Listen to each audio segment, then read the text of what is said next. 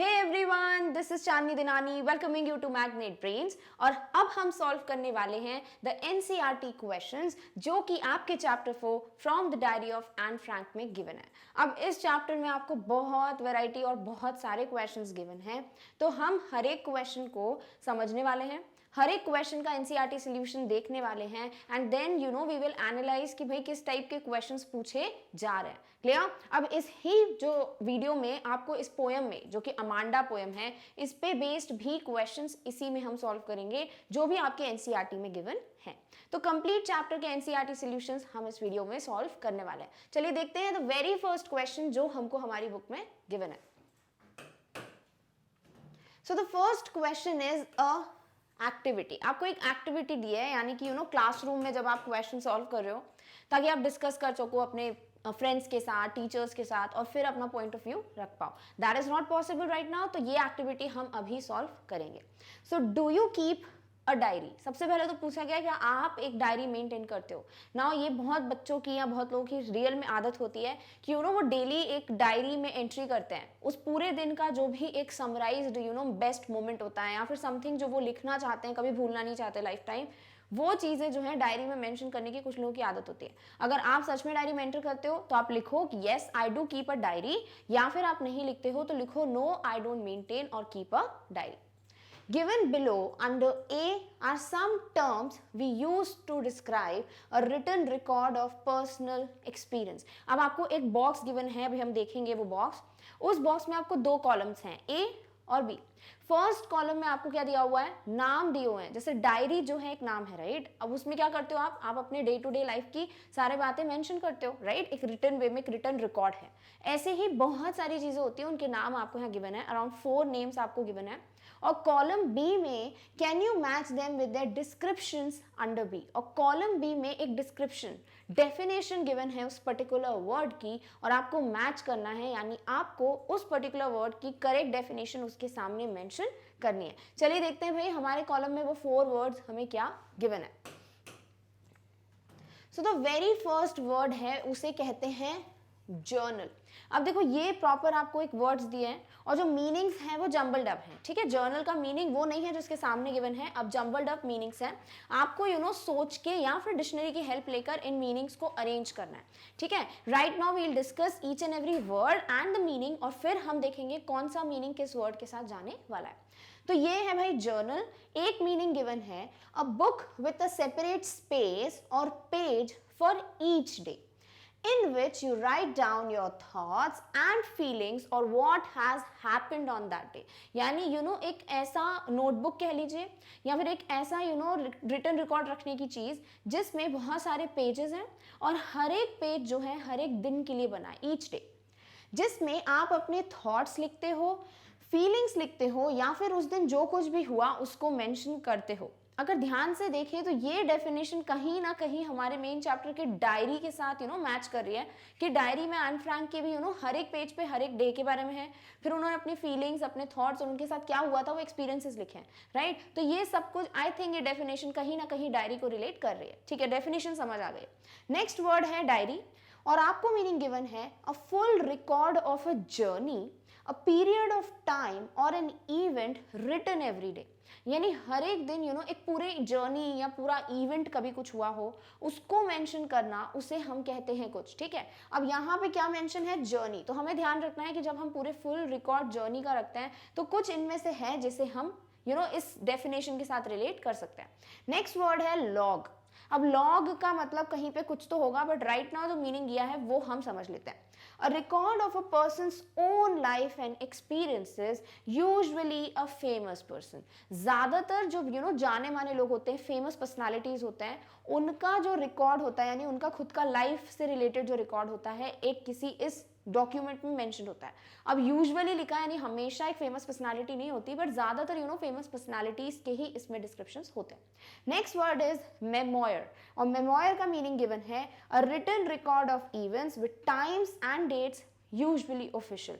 यानी कि जो ऑफिशियल डॉक्यूमेंट्स होते हैं, जो कामकाजी होते हैं डॉक्यूमेंट्स, उसमें डेट और टाइम के साथ जो रिकॉर्ड मेंशन होता है वो मीनिंग। तो यहाँ पर जो ये फर्स्ट मीनिंग है ये तो एन फ्रैंक की डायरी के साथ जा रहा है, राइट? तो ये वर्ड मीनिंग डायरी का है।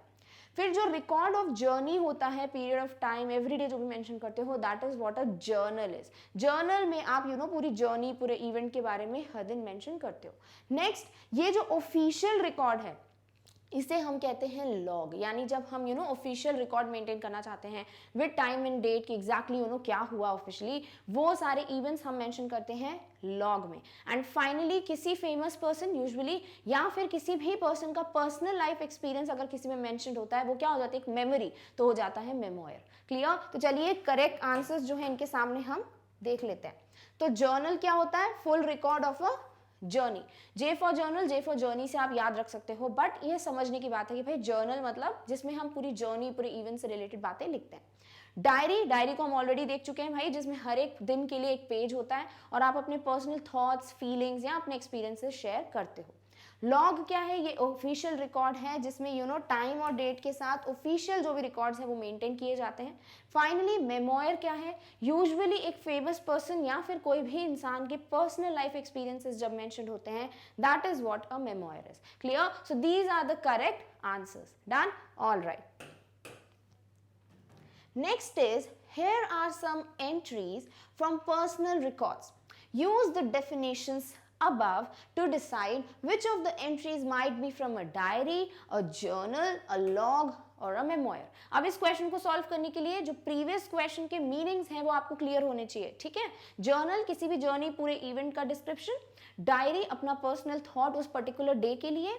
नेक्स्ट, लॉग एक ऑफिशियल रिकॉर्ड जिसमें आपको ऐसा लगता है कि कुछ ऑफिशियल बातें हो रही हैं, वो हो जाएगा आपका लॉग। एंड फाइनली, अगर किसी नोन पर्सन या फेमस पर्सन के बारे में कुछ बातचीत है तो वो हो जाएगा मेमोयर। क्लियर? वेरी फर्स्ट जो हमको सेंटेंस गिवन है वो है, I woke up very late today and promptly got a scolding from मम।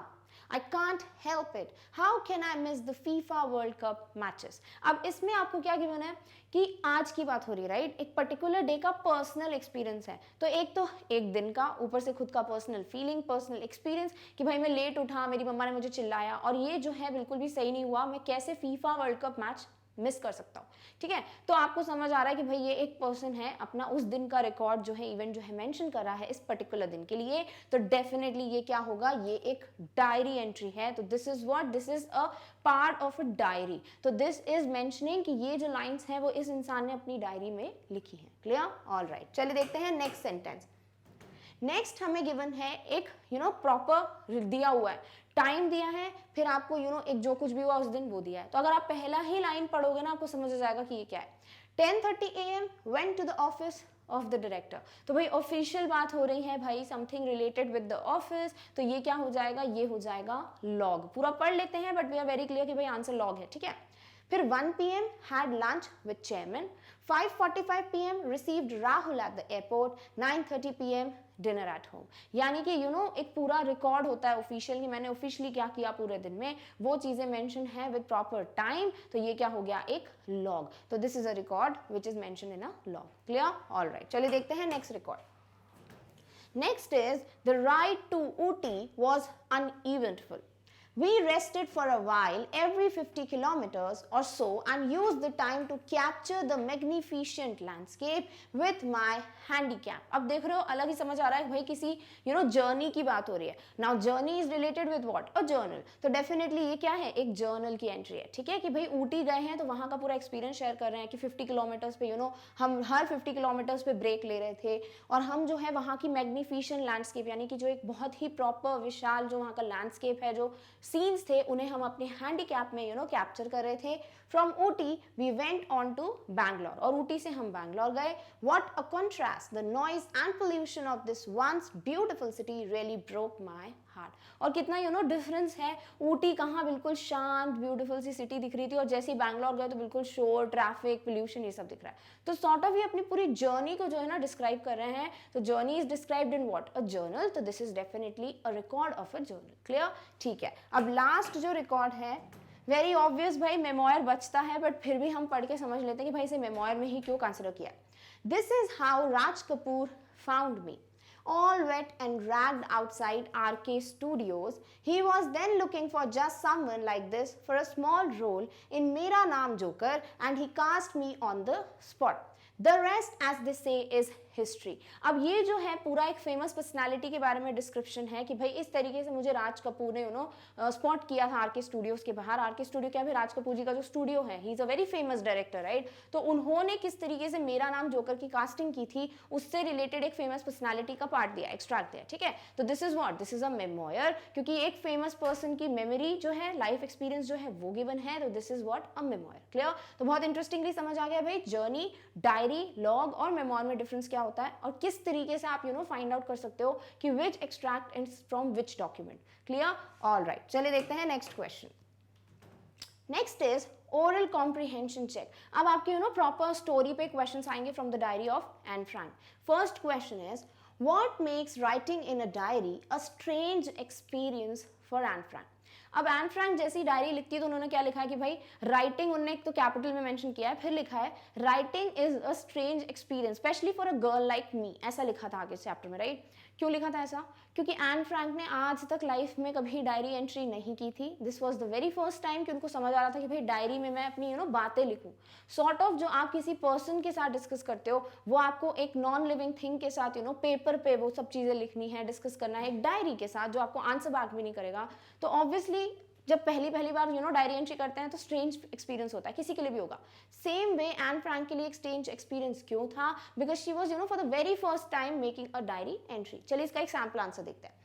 Writing in a diary was a strange experience for Anne Frank as she never had a diary and it was a gift on her 13th birthday.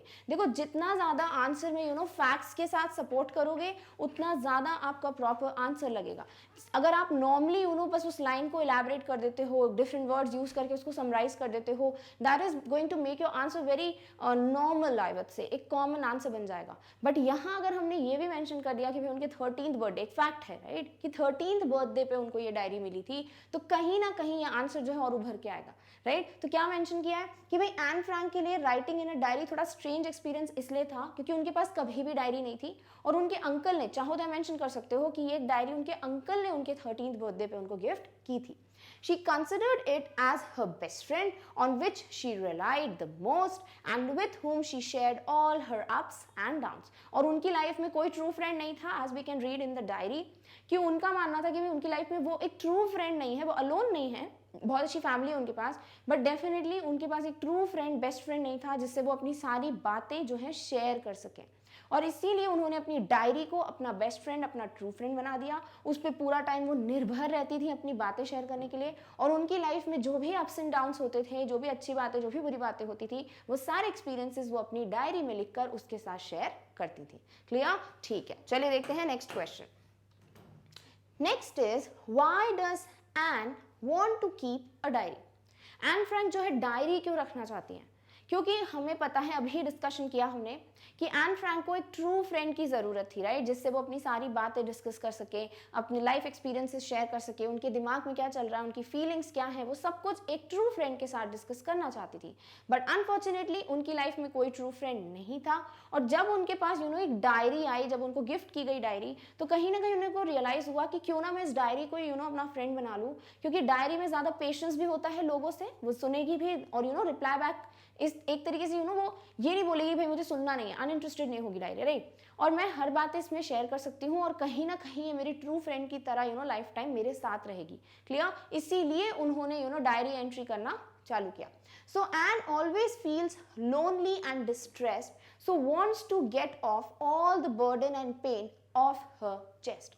अब उन्होंने लिखा भी है, right, कि मैंने पहले सोचा कि भाई एक 13 ईयर ओल्ड गर्ल के थॉट्स, म्यूजिक्स कोई क्यों सुनना चाहेगा, राइट, तो मैं क्यों लिखूं डायरी एंट्री। फिर उनको रियलाइज होता है कि भाई आई डोंट केयर, मुझे क्या करना कोई मेरी डायरी पढ़े या ना पढ़े, बट अब टाइम आ गया है जब अपना मैं बर्डन, मेरा पेन जो मेरे को बिल्कुल एक बोझ की तरह लगता है, I should just get of it from my chest, यानी वो बर्डन जो है मुझे दूर करना है। तो कहीं ना कहीं ये डायरी है जहाँ पे मुझे लिखना स्टार्ट करना चाहिए, क्योंकि और कोई तो सुनने वाला नहीं है। She wants to keep a diary in which she finds a true friend, as she has hardly any friends whom she could confide in. और क्योंकि उनको एक ट्रू फ्रेंड की ज़रूरत थी जिससे वो अपनी सारी बातें शेयर कर सकें, तो उन्होंने अपनी डायरी को अपना ट्रू फ्रेंड बना लिया, क्योंकि उनके पास कोई ऐसा कोई फ्रेंड तो बहुत थे, बट ऐसा एक बेस्ट फ्रेंड या ट्रू फ्रेंड नहीं था जिससे वो अपने सारे life experiences, personal experiences, feelings जो है शेयर कर सकते हैं. इसीलिए उन्होंने डायरी को चूज किया to just pour out everything from her heart. Clear? All right, चलिए देखते हैं next question. Next is, why did Anne think she could confide more in her diary than in people? Very nice question. या तो आपको ये question देखो directly ऐसे आएगा, या फिर इस क्वेश्चन को मॉडिफाई करेंगे वो सेंटेंस देकर कि pages have more patience than people, elaborate.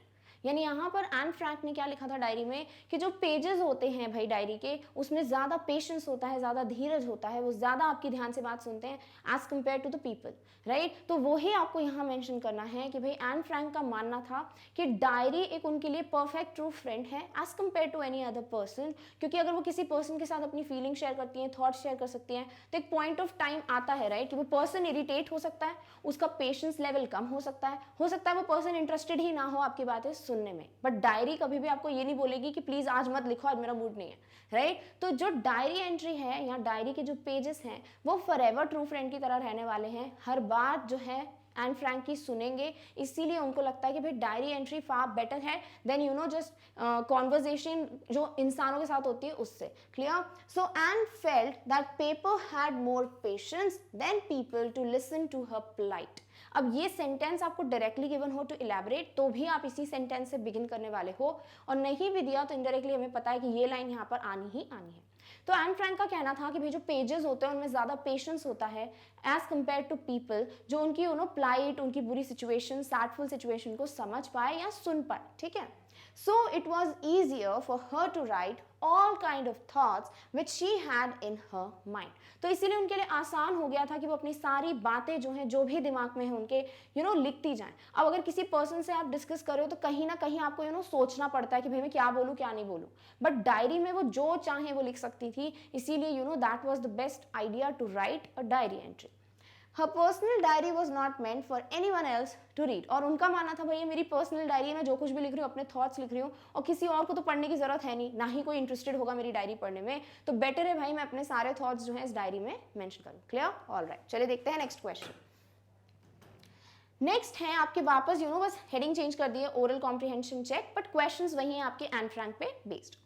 Why does Anne provide a brief sketch of her life? जब Anne Frank diary entry start करती हैं तो वो बोलती हैं कि इसके पहले कि मैं डायरेक्टली डाइव इन करूँ, जंप करूँ अपनी स्टोरी में, यानी कि वो जो इवेंट हमसे डिस्कस करना चाहती थी, जो उसका स्कूल एक्सपीरियंस था जो एन का, वो डायरेक्टली वो शेयर करती तो क्या आपको समझ आता, कनेक्ट कर पाते भाई कि एन फ्रैंक कौन है, राइट. तो इसीलिए उनको ये चीज़ लगी कि ताकि लोग जाने सबसे पहले कि एन फ्रैंक कौन है, इसलिए उन्होंने अपनी फैमिली का इंट्रोडक्शन देना पहले ज़्यादा सही समझा. तो इन ब्रीफ, बिल्कुल शॉर्ट में, she gave what a discussion और डिस्क्रिप्शन ऑफ हर फैमिली. अपनी पूरी फैमिली के बारे में उन्होंने बताया है कि भाई कौन है उनकी फैमिली में, कहाँ रहती थी वो, फिर किस तरीके से यहाँ शिफ्ट हुई. तो हर एक चीज़ उन्होंने इसलिए बताई है ताकि we understand who Anne Frank is. So, by providing the brief sketch of her life, Anne wants to give an overview of her family. एक तरीका जैसे आप चैप्टर की समरी देखते हो, राइट. अगर आप चैप्टर के पहले एक समरी पढ़ लेते हो, या फिर आपके हर एक चैप्टर में बिफोर यू रीड गिवन है, राइट. क्यों गिवन है? ताकि आपको एक आउटलाइन फॉर्म कर सको आप दिमाग में, एक ओवरव्यू मिले आपको कि एग्जैक्टली आप क्या पढ़ने वाले हो. क्योंकि नहीं पता कुछ भी, जैसे अगर आप कोई मूवी देखने जाते हो, ठीक है, आपको यही नहीं पता उसमें एक्टर कौन है, एक्ट्रेस कौन है, मूवी किस पे बनी है, कौन डायरेक्टर है, क्या सॉन्ग्स है, कुछ नहीं पता, बस उठ के चले जाओ. फिर वो मूवी समझ ही नहीं आ रही, बोरिंग लग रही है, तो क्या करोगे बाद में? आप पछताते हो कि यार रिव्यू देख लेना चाहिए था या सोच लेना चाहिए था, राइट. सेम वे में जो आप ये एन फ्रैंक हैं, उनका भी मानना है कि डायरेक्टली वो अपनी डायरी में अपने इवेंट्स बताती तो कहीं ना कहीं हम समझ ही नहीं पाते भाई इस जो डायरी की मेन हीरोइन या फिर मेन जो कैरेक्टर है वो कौन है, नहीं पता, बस डायरेक्टली देखे जा रहे हैं. तो कहीं ना कहीं एन फ्रैंक को ये पता था, and she was very intelligent. As per I think she was really very intelligent, क्योंकि जिस तरीके से उन्होंने अपने ऐसे वाला इंसिडेंट हैंडल किया था, तो उनमें था वो दिमाग था उनमें एनालाइजेशन का. तो उन्होंने क्या किया, एक ब्रीफ स्केच दे दिया फैमिली का, ताकि एक ओवरव्यू मिल पाए कि हम किसके बारे में आगे पढ़ने वाले. रिलेटिव्स एंड हर एज, और अपने बारे में बता दिया भाई मैं कितनी साल की हूँ, कब बॉर्न हुई थी, और मेरे रिलेटिव्स कौन है, ग्रैंड मदर, 30 पीपल थे वहाँ पर, हर एक चीज़ उन्होंने बताई है. This helps the reader to develop a connection with the author. अगर आप ऑथर के बारे में जानते हो या पोइट के बारे में जानते हो या जो भी राइटर है उसके बारे में थोड़ा बहुत जान जाते हो, या फिर अगर आप उस स्टोरी से रिलेटेड एक थोड़ी बहुत आउटलाइन जो है समझ जाते हो, तो कहीं ना कहीं यू डेवलप दैट कनेक्शन, वो कनेक्शन डेवलप हो जाता है। इसीलिए यहाँ पर जो एन फ्रैंक है उन्होंने अपनी फैमिली का ब्रीफ एक डिस्क्रिप्शन देना ज़्यादा सही समझा। Clear? All right. Next is what tells you that N loved her grandmother. हमें पता है भाई एन फ्रैंक है और जो सिस्टर है दोनों को अपनी ग्रैंडमदर के साथ रहने जाना पड़ा था, राइट?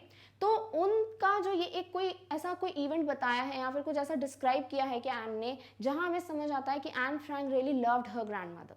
तो हमें पता है भाई एन ने मेंशन किया है कि during summers of some year उनकी जो ग्रैंडमदर है शी फेल इल, उनके बाद उनका ऑपरेशन हुआ, but unfortunately Anne lost her. ठीक है, उनकी ग्रैंडमदर की डेथ हो जाती है और वो मेंशन करती है कि भाई मेरा जो बर्थडे सेलिब्रेशन हुआ था वो थोड़ा कम यानी नॉर्मल हुआ था, और उसमें जो है ग्रैंडमदर के लिए एक स्पेशल कैंडल लिट की गई थी and I really love her so much. तो ये सब कुछ जो मेंशन किया उन्होंने अपनी ग्रैंडमदर के बारे में, this definitely tells us that Anne Frank loved her grandmother a lot. ठीक है, चलिए इसका एक सैम्पल आंसर देखते हैं। Anne lived with her grandmother for some time while her parents settled down in Holland. हमें पता है भाई कि जब तक उनके पेरेंट्स जो हैं एन फ्रैंक के, auto Frank and Edith Frank, वो जो है हॉलैंड में एमिग्रेट करके चले गए थे, शिफ्ट हो गए थे, तब तक इन्होंने अपने बच्चों को, मार्गरेट फ्रैंक को और एन फ्रैंक को, ग्रैंड मदर के साथ छोड़ दिया था कि वो ग्रैंड मदर उनकी केयर करेंगी। तो she was living with her grandmother, तो that's why that connection was built. She was very close to her grandmother. She writes in her diary, "No one knows how often I think of her and still love her." तो अगर हम diary का वो एक line भी दे देते हैं जो सपोर्ट करता है इस आंसर को, तो this is gonna make the examiner realise कि आपको चैप्टर पता है, you really know the answer. ऐसा नहीं कहीं से भी बस लिख दिया कुछ भी। तो यहाँ हमने क्या किया, वो लाइन बता दी जिससे सपोर्ट मिल रहा है आंसर को, कि एन फ्रैंक ने खुद अपनी डायरी में मेंशन किया है कि किसी को भी नहीं पता कि मैं कितना ऑफन यानी कितना ज़्यादातर अधिकतर मैं उन्हें कितना मिस करती हूँ और कितना उनके बारे में सोचती हूँ, क्योंकि मैं अपनी ग्रैंड मदर से बहुत ज़्यादा प्यार करती हूँ। On her 13th birthday, by lighting up one candle for grandmother, she shows her love for her.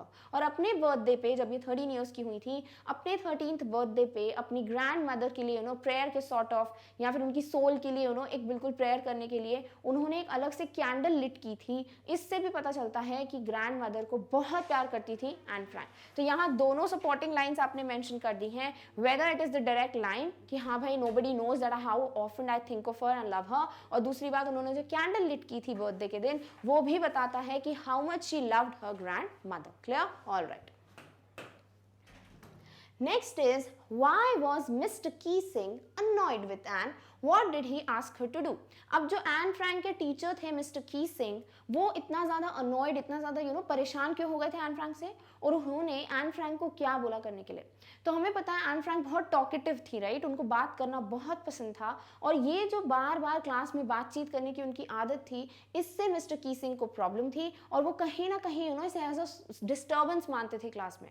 और उन्होंने क्या किया, उन्होंने चैटर बॉक्स पे ऐसे लिखने को दिया एन फ्रैंक को, सो दैट शी रियलाइजेस कि भाई इतनी ज्यादा बातचीत नहीं करनी चाहिए। फिर इसका आंसर देखते हैं। Mr Keesing was annoyed with Anne because she was very talkative. तो फर्स्ट पार्ट का आंसर हमने दे दिया भाई कि एन फ्रैंक बहुत ज्यादा टॉकेटिव थी, इसीलिए मिस्टर कीसिंग उनसे बहुत ज्यादा अनॉयड थे। He punished her by giving her extra homework to write essays to keep her silent, and the topics always were related to her nature. और उन्होंने क्या किया, उन्होंने उसको ऐसे के टॉपिक देना स्टार्ट कर दिए। पहले तो वॉर्न करते थे, वो नहीं सुना, तो उन्होंने डिसाइड किया भाई एज ए पनिशमेंट मुझे कुछ ऐसा करना पड़ेगा कि ये खुद लिखे अपने थॉट्स, राइट, उस चीज़ पे। तो धीरे धीरे वो चैटर बॉक्स से रिलेटेड ऐसे देते गए उनको, और ये ऐसे के टॉपिक उनके नेचर से रिलेट करते थे। Chatterbox, incorrigible chatterbox, quack quack quack, तो ये सारे जो टॉपिक्स थे वो कहीं ना कहीं उनके चैटर बॉक्स जो बिहेवियर है, जो टॉकेटिव बिहेवियर है, उससे रिलेट कर पाते थे। इसीलिए मिस्टर कीसिंग ने इसको as a source of punishment उनको दिया। Clear? All right. Next is how did Anne justify her being a chatterbox in her essay. The best part of the story, the best question I would say, क्या पूछा यहाँ पर कि कैसे Anne Frank ने justify किया कि chatter box जो है, जो उनको ऐसे दिया गया था, वो कहीं ना कहीं सही है उनके लिए, कि being a chatter box, being a talkative person is right for her.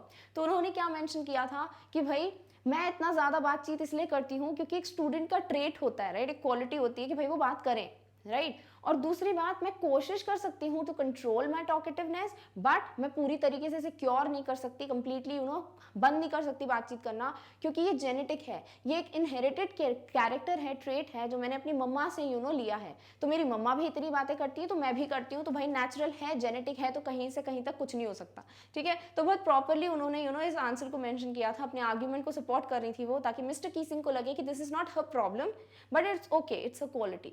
तो आंसर में उन्होंने क्या बोला है, and justified her being a chatter box in her essay by explaining that it is due to her mother who was also very talkative and nobody could do anything about their inherited traits। तो उन्होंने यही mention किया भाई कि मेरी मम्मा बहुत बात करती है इसीलिए मैं बात करती हूँ, और इनहेरिटेड ट्रेट है, जेनेटिक कैरेक्टर है भाई, तो इसके लिए तो कोई कुछ भी नहीं कर सकता, क्योंकि ये भाई बोलते हैं ना कि बिल्कुल हम में है, ये अपनी मम्मा पापा से हमने सीखा है, तो ये चीज़ तो भाई मेरे अंदर है ही, तो कुछ भी करके मैं इस चीज़ को कंट्रोल नहीं कर सकती, क्योर नहीं कर सकती। तो इसीलिए एक डेफिनेट सपोर्ट दे दिया उनने अपने चैटर बॉक्स होने का, कि being a chatter box is not something जो वो डेलिबरेटली करती हैं, but that is something which is genetically present in her. Clear? All right, चलिए देखते हैं next question. Next is, do you think Mr Keesing was a strict teacher? क्या आपको ऐसा लगता है कि मिस्टर कीसिंग जो है बहुत स्ट्रिक्ट टीचर थे? तो कहीं ना कहीं ये चीज़ ध्यान में रखनी है कि हर एक टीचर जो आपकी गलतियां बताता है, आपको समझाता है, वो स्ट्रिक्ट नहीं बोलना चाहिए। वो टीचर ऐसे होते हैं जो आपके वेलबींग के लिए आपको बोलते हैं कि फ्यूचर में कोई और टोक दे, इससे अच्छा अभी आपकी पर्सनालिटी डेवलपमेंट के दौरान आपको बता दिया जाए तो you can improve your self. तो डेफिनेटली मिस्टर कीसिंग स्ट्रिक्ट नहीं थे, बट समवेयर वो चीज़ डिस्टर्ब करती है क्लास में। जो इतना टॉकेटिव कोई बच्चा होता है, स्टूडेंट होता है, तो वो बाकी स्टूडेंट्स के लिए भी डिस्टर्बेंस होता है, टीचर के लिए भी डिस्टर्बेंस होता है, तो वो डिस्टर्बेंस था, इसीलिए मिस्टर कीसिंग जो है उनको बार बार टोक रहे थे। बट उसके बाद अगर हम देखें तो जब वो लास्ट टाइम ऐसे पढ़ते हैं उनका, किसका, एन फ्रैंक का, तो ऐसे के बाद वो हंसते हैं, उसको एक जोक की तरह लेते हैं। तो अगर वो स्ट्रिक्ट टीचर होते तो वो हंसते नहीं बल्कि और पनिशमेंट देते, और ज़्यादा मे भी रस्टिकेट कर सकते थे, और ज़्यादा खतरनाक पनिशमेंट दे सकते थे, क्योंकि वो सॉर्ट ऑफ एक तरीके से इनडायरेक्ट वे में वो ये बताना चाह रही थी एन फ्रैंक कि भाई आप गलत हो, मैं सही हूँ, राइट। तो वो चीज़ जो है अगर वो हंसते हुए लेते हैं तो डेफिनेटली मिस्टर कीसिंग एक स्ट्रिक्ट टीचर नहीं है। चलिए इसका आंसर देखते हैं। No, Mr. Keesing was not a bad or strict teacher because a teacher did something for the welfare of his students। ठीक है, क्योंकि टीचर जो है, यहाँ did मत करो, यहाँ does लिखो, कि नॉर्मली जनरली हम बोल रहे हैं कि टीचर्स जो हैं वो बच्चों के वेलबींग के लिए, वेलफेयर के लिए, अच्छे के लिए ये सब स्टेप्स लेते हैं, उनको समझाते हैं। तो डेफिनेटली वो स्ट्रिक्ट और बैड टीचर नहीं थे। Any teacher would be annoyed if children keep on talking in the class. अब वो कोई भी टीचर हो भाई, हम ही अगर सोचें कि भाई हम पढ़ा रहा है कोई और बातें बातें हो रही हैं यहाँ पर, तो कहीं ना कहीं वो बहुत अनोइंग हो जाता है, डिस्टर्बिंग हो जाता है। तो वही चीज़ मिस्टर कीसिंग के साथ हो रही थी, that he was annoyed with the disturbance which was created by Anne Frank just by talking too much.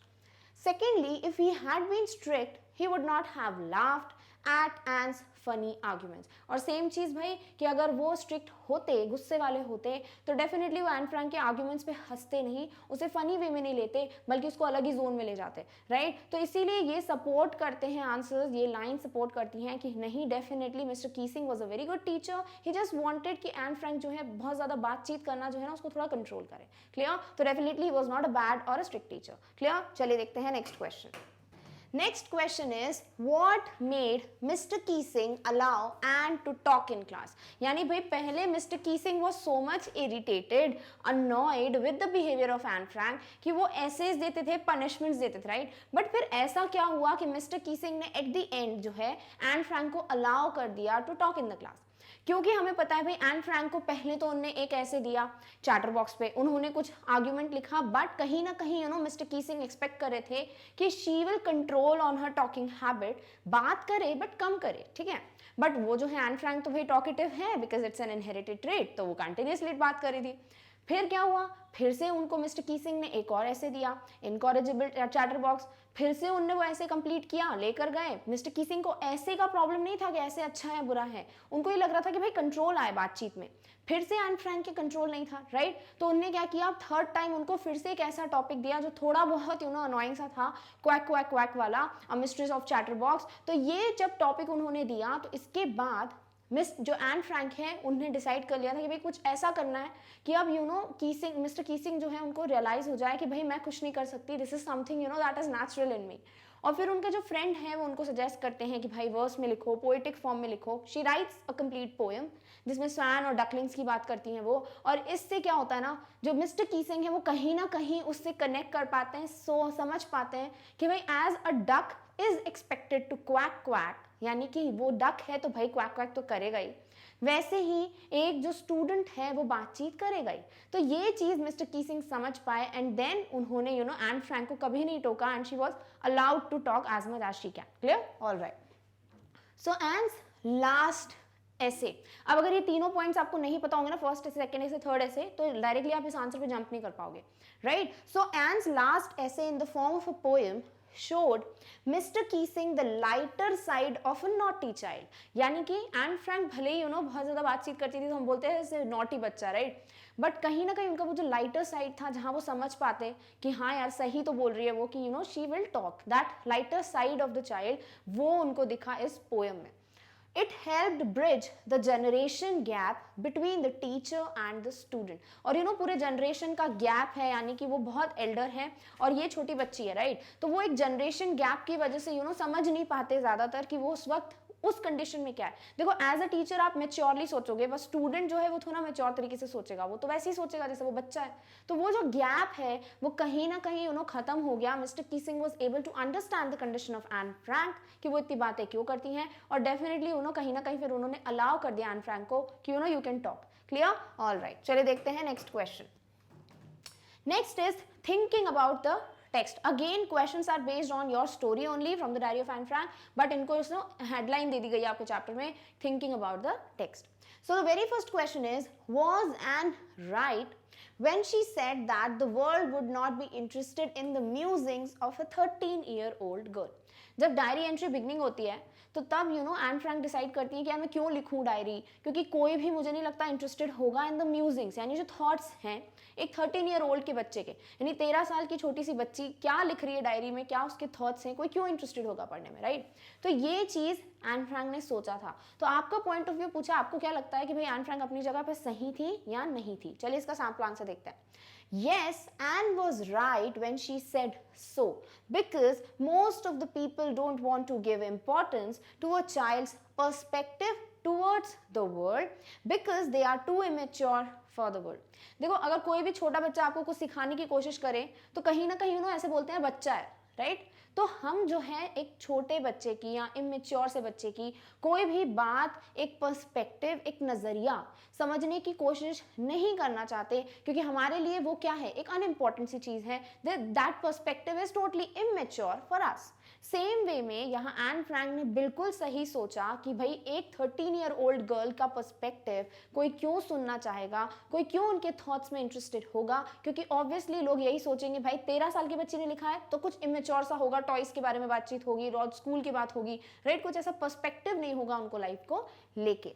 But Anne Frank has become one of the most discussed of all Holocaust victims. Her diary has been translated into many languages.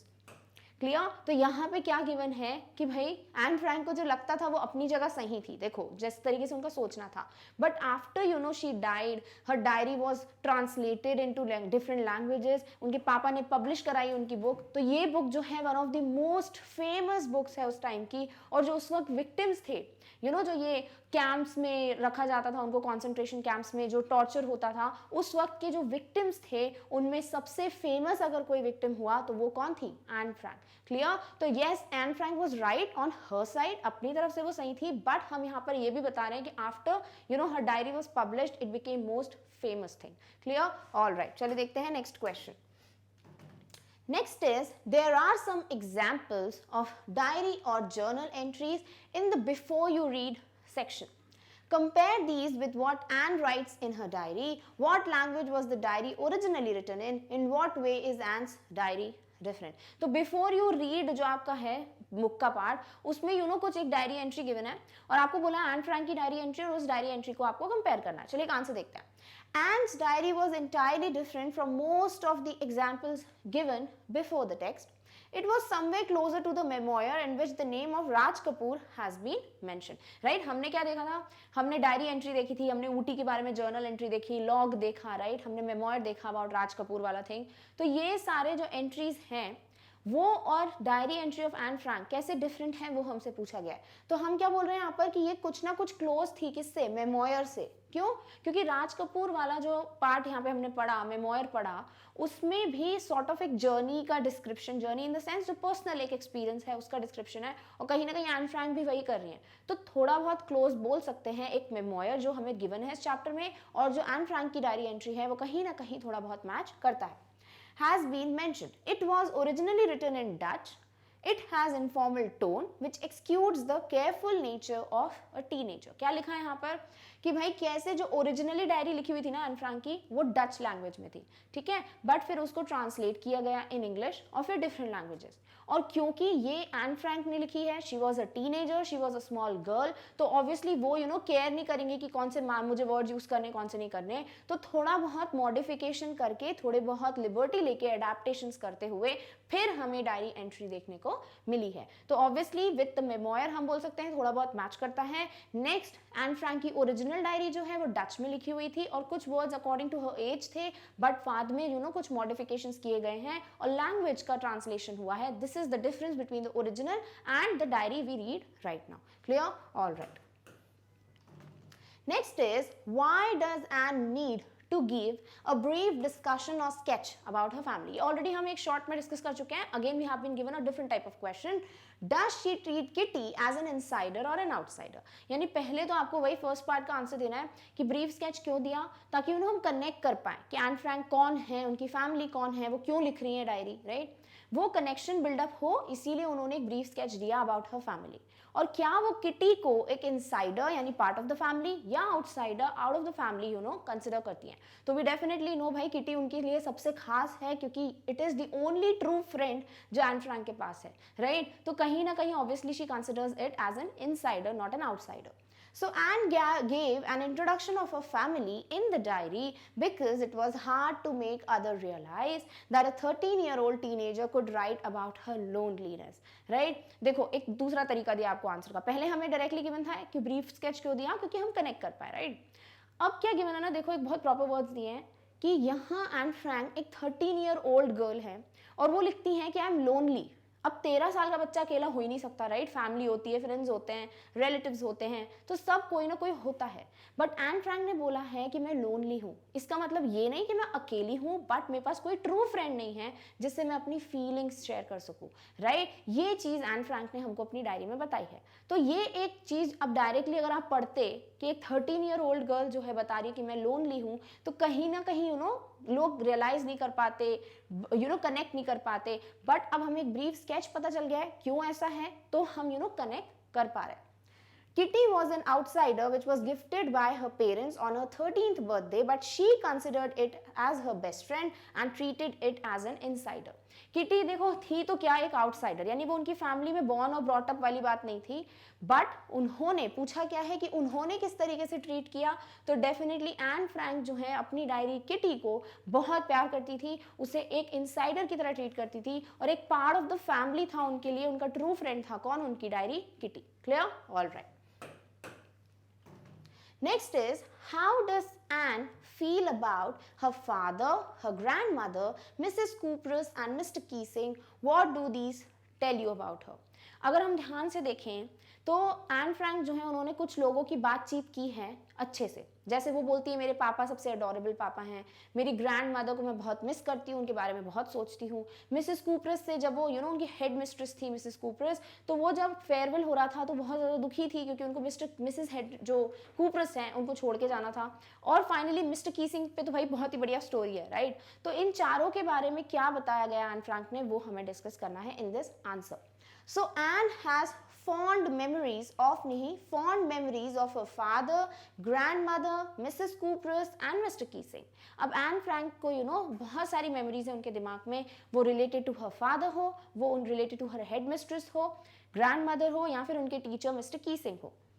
then who have left indelible impressions on her mind and affected her life a lot. और कुछ ऐसे impressions डाले हैं उनकी life में जो कभी नहीं हटेंगे. एक permanent बोलते ना एक permanent चीज आ जाती है लाइफ में. वो क्या थे? वो सारी memories, वो impressions जो इन चारों ने कहीं ना कहीं एन फ्रैंक की लाइफ में रखे, छोड़े, और कहीं ना कहीं एन फ्रैंक की लाइफ जो है अफेक्ट हुई थी इन सब की वजह से.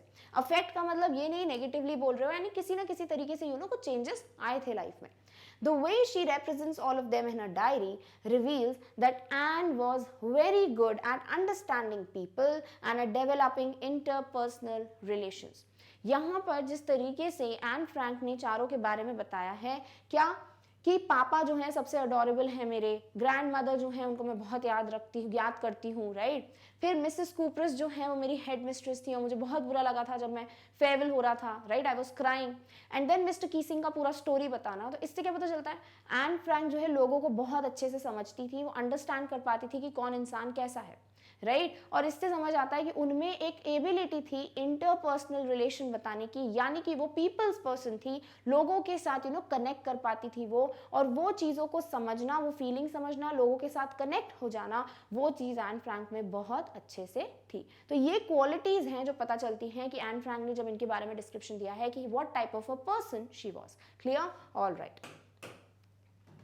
Next is what does N right in her first ऐसे. फर्स्ट ऐसे क्या था भाई? Chatter box, right. सिर्फ एक सिंगल टॉपिक था. अब इस पे जो है वो सपोर्टिंग आर्ग्यूमेंट्स, कन्विंसिंग आर्ग्यूमेंट्स देती हैं कौन? N Frank. कि एक स्टूडेंट का ट्रेट होता है कि वो बात करे. मैं कंट्रोल नहीं कर सकती, सॉरी मैं क्योर नहीं कर सकती कंप्लीटली, बट कंट्रोल कर सकती हूँ, क्योंकि ये कैरेक्टर मेरी मम्मा से मेरे में आया है, मेरी मम्मा भी मेरी जितनी ही बातचीत करती है. तो this is an inherited character. और जेनेटिक कैरेक्टर्स, इनहेरिटेड कैरेक्टर्स को आप कंप्लीटली वॉश ऑफ नहीं कर सकते हो अपनी लाइफ से. इस तरीके से वो ये आर्ग्यूमेंट्स देती हैं अपने वेरी फर्स्ट ऐसे में. So mister Keesing asked her to write an essay on the topic a chatter box as punishment. क्या थी भाई? ये पनिशमेंट थी क्योंकि वो बहुत ज्यादा बातचीत करती थी. In the essay, she accepted the drawbacks of being talkative, but argued that it was in her genes, as her mother was also very talkative. देखो एन फ्रैंक जो है आर्ग्यू नहीं कर रही थी कि सर आप गलत बोल रहे हो, यानी मेरी अच्छी क्वालिटी, ऐसा नहीं बोल रही थी वो. उन्होंने बोला है, डेफिनेटली एक्सेप्ट किया है कि हाँ मुझे कंट्रोल करना चाहिए. This is somewhere a very bad habit, जो कि इतना ज़्यादा बातचीत करना. बट मैं कंप्लीटली बंद नहीं कर सकती बातचीत करना, क्योंकि ये मेरी जीन्स में है, जेनेटिकली मेरे को पास हुआ है from my mother. My mother also talks as much as I do. जितना मैं बात करती हूँ उतना मेरी मम्मा भी करती हैं, और इसीलिए जेनेटिकली पास ऑन हुआ है कैरेक्टर, तो मैं भाई उसका कुछ नहीं कर सकती. It was difficult to give up the habit and it was also a student trait. तो ये हैबिट को गिव अप कर देना, हमेशा के लिए बातचीत बंद कर देना, वो तो नहीं हो पाएगा, डिफिकल्ट है. बट ऑल्सो ये एक स्टूडेंट्स ट्रेट है, यानी बच्चों की क्वालिटी है कि students do talk too much. तो इसीलिए I can just wash it of from my life, और मैं पूरी तरीके से बातचीत करना बंद नहीं कर सकती. Even mister Keesing laughed at the argument she had given. और ये आर्ग्यूमेंट पढ़ के मिस्टर कीसिंग को भी हंसी आई थी, उनको एक्सेप्टेबल था ये चीज, बट क्योंकि एन फ्रैंक ने कंटिन्यू किया भाई बकबक करना, इसीलिए कहीं ना कहीं वो पनिशमेंट देते गए. क्लियर? तो this was something which she mention in her first essay. You should be very aware. Long answer में भी कोई क्वेश्चन आता है तो आपको पता होना चाहिए भाई हर एक ऐसे में उन्होंने क्या बोला है. Clear? All right. And says teachers are most unpredictable. Is Mr. Keesing unpredictable? यहाँ पे एन फ्रैंक क्या बोलती हैं कि जब बच्चे डिस्कस कर रहे थे कि कौन पास होगा कौन फेल होगा, तो इनको क्या लगता था कि भाई बहुत सारे स्टूपिड बच्चे हैं, तो आधे से ज़्यादा क्लास तो बिल्कुल आउट हो जानी चाहिए, राइट. तो उनका मानना था कि कहीं ना कहीं टीचर्स जो हैं वो अनप्रेडिक्टेबल हैं, पता नहीं कर सकते भाई टीचर के दिमाग में क्या चल रहा है, तो इसीलिए मैं कह नहीं सकती कि क्या होने वाला है. फाइनली कौन बच्चे हैं जो रहेंगे, कौन बच्चे जो प्रमोट हो जाएंगे, या कौन बच्चे हैं जो उनको वापस से रिपीट करनी पड़ेगी क्लास. तो ये चीज़ एन फ्रैंक ने अपना तो एक पॉइंट ऑफ व्यू रखा, but then she says the teachers are most unpredictable creatures. तो वो क्यों कहती हैं ऐसा, और क्या आपको लगता है कि मिस्टर कीसिंग जो है वो एक अनप्रेडिक्टेबल टीचर थे? So Anne took perfect example of Mr. Keesing as an unpredictable teacher because Mr. Keesing seemed to be indifferent towards Anne's behavior. Earlier he laughed, but later he allowed Anne to talk in the class post reading her essays. जब Anne Frank ऐसे लिखती थी, उनको देती थी किसको? Mister कीसिंग को. तो फर्स्ट ऐसे पढ़ के उन्हें हंसी आई, बट उसके बाद क्या हुआ, उन्होंने फिर पनिशमेंट दी. सेकेंड पर देखा ऐसे तो भी ठीक है, ओके थे. फिर उन्होंने पनिशमेंट बढ़ा दी, और थर्ड ऐसे देखा तो उस ऐसे में आर्ग्यूमेंट था, कहीं ना कहीं वो ऑपोजिट हो सकता था, बट फिर उन्होंने अलाउ कर दिया वही चीज जिसके लिए वो पनिशमेंट दे रहे थे।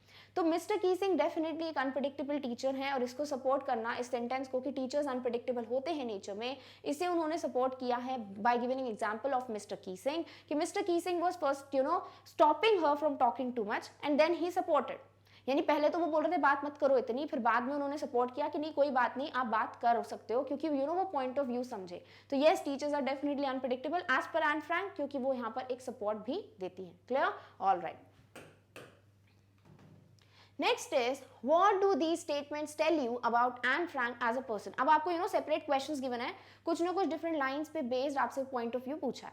क्या पूछा गया है कि कुछ स्टेटमेंट्स गिवन है अबाउट एन फ्रैंक जो उन्होंने अपनी डायरी में लिखे हैं।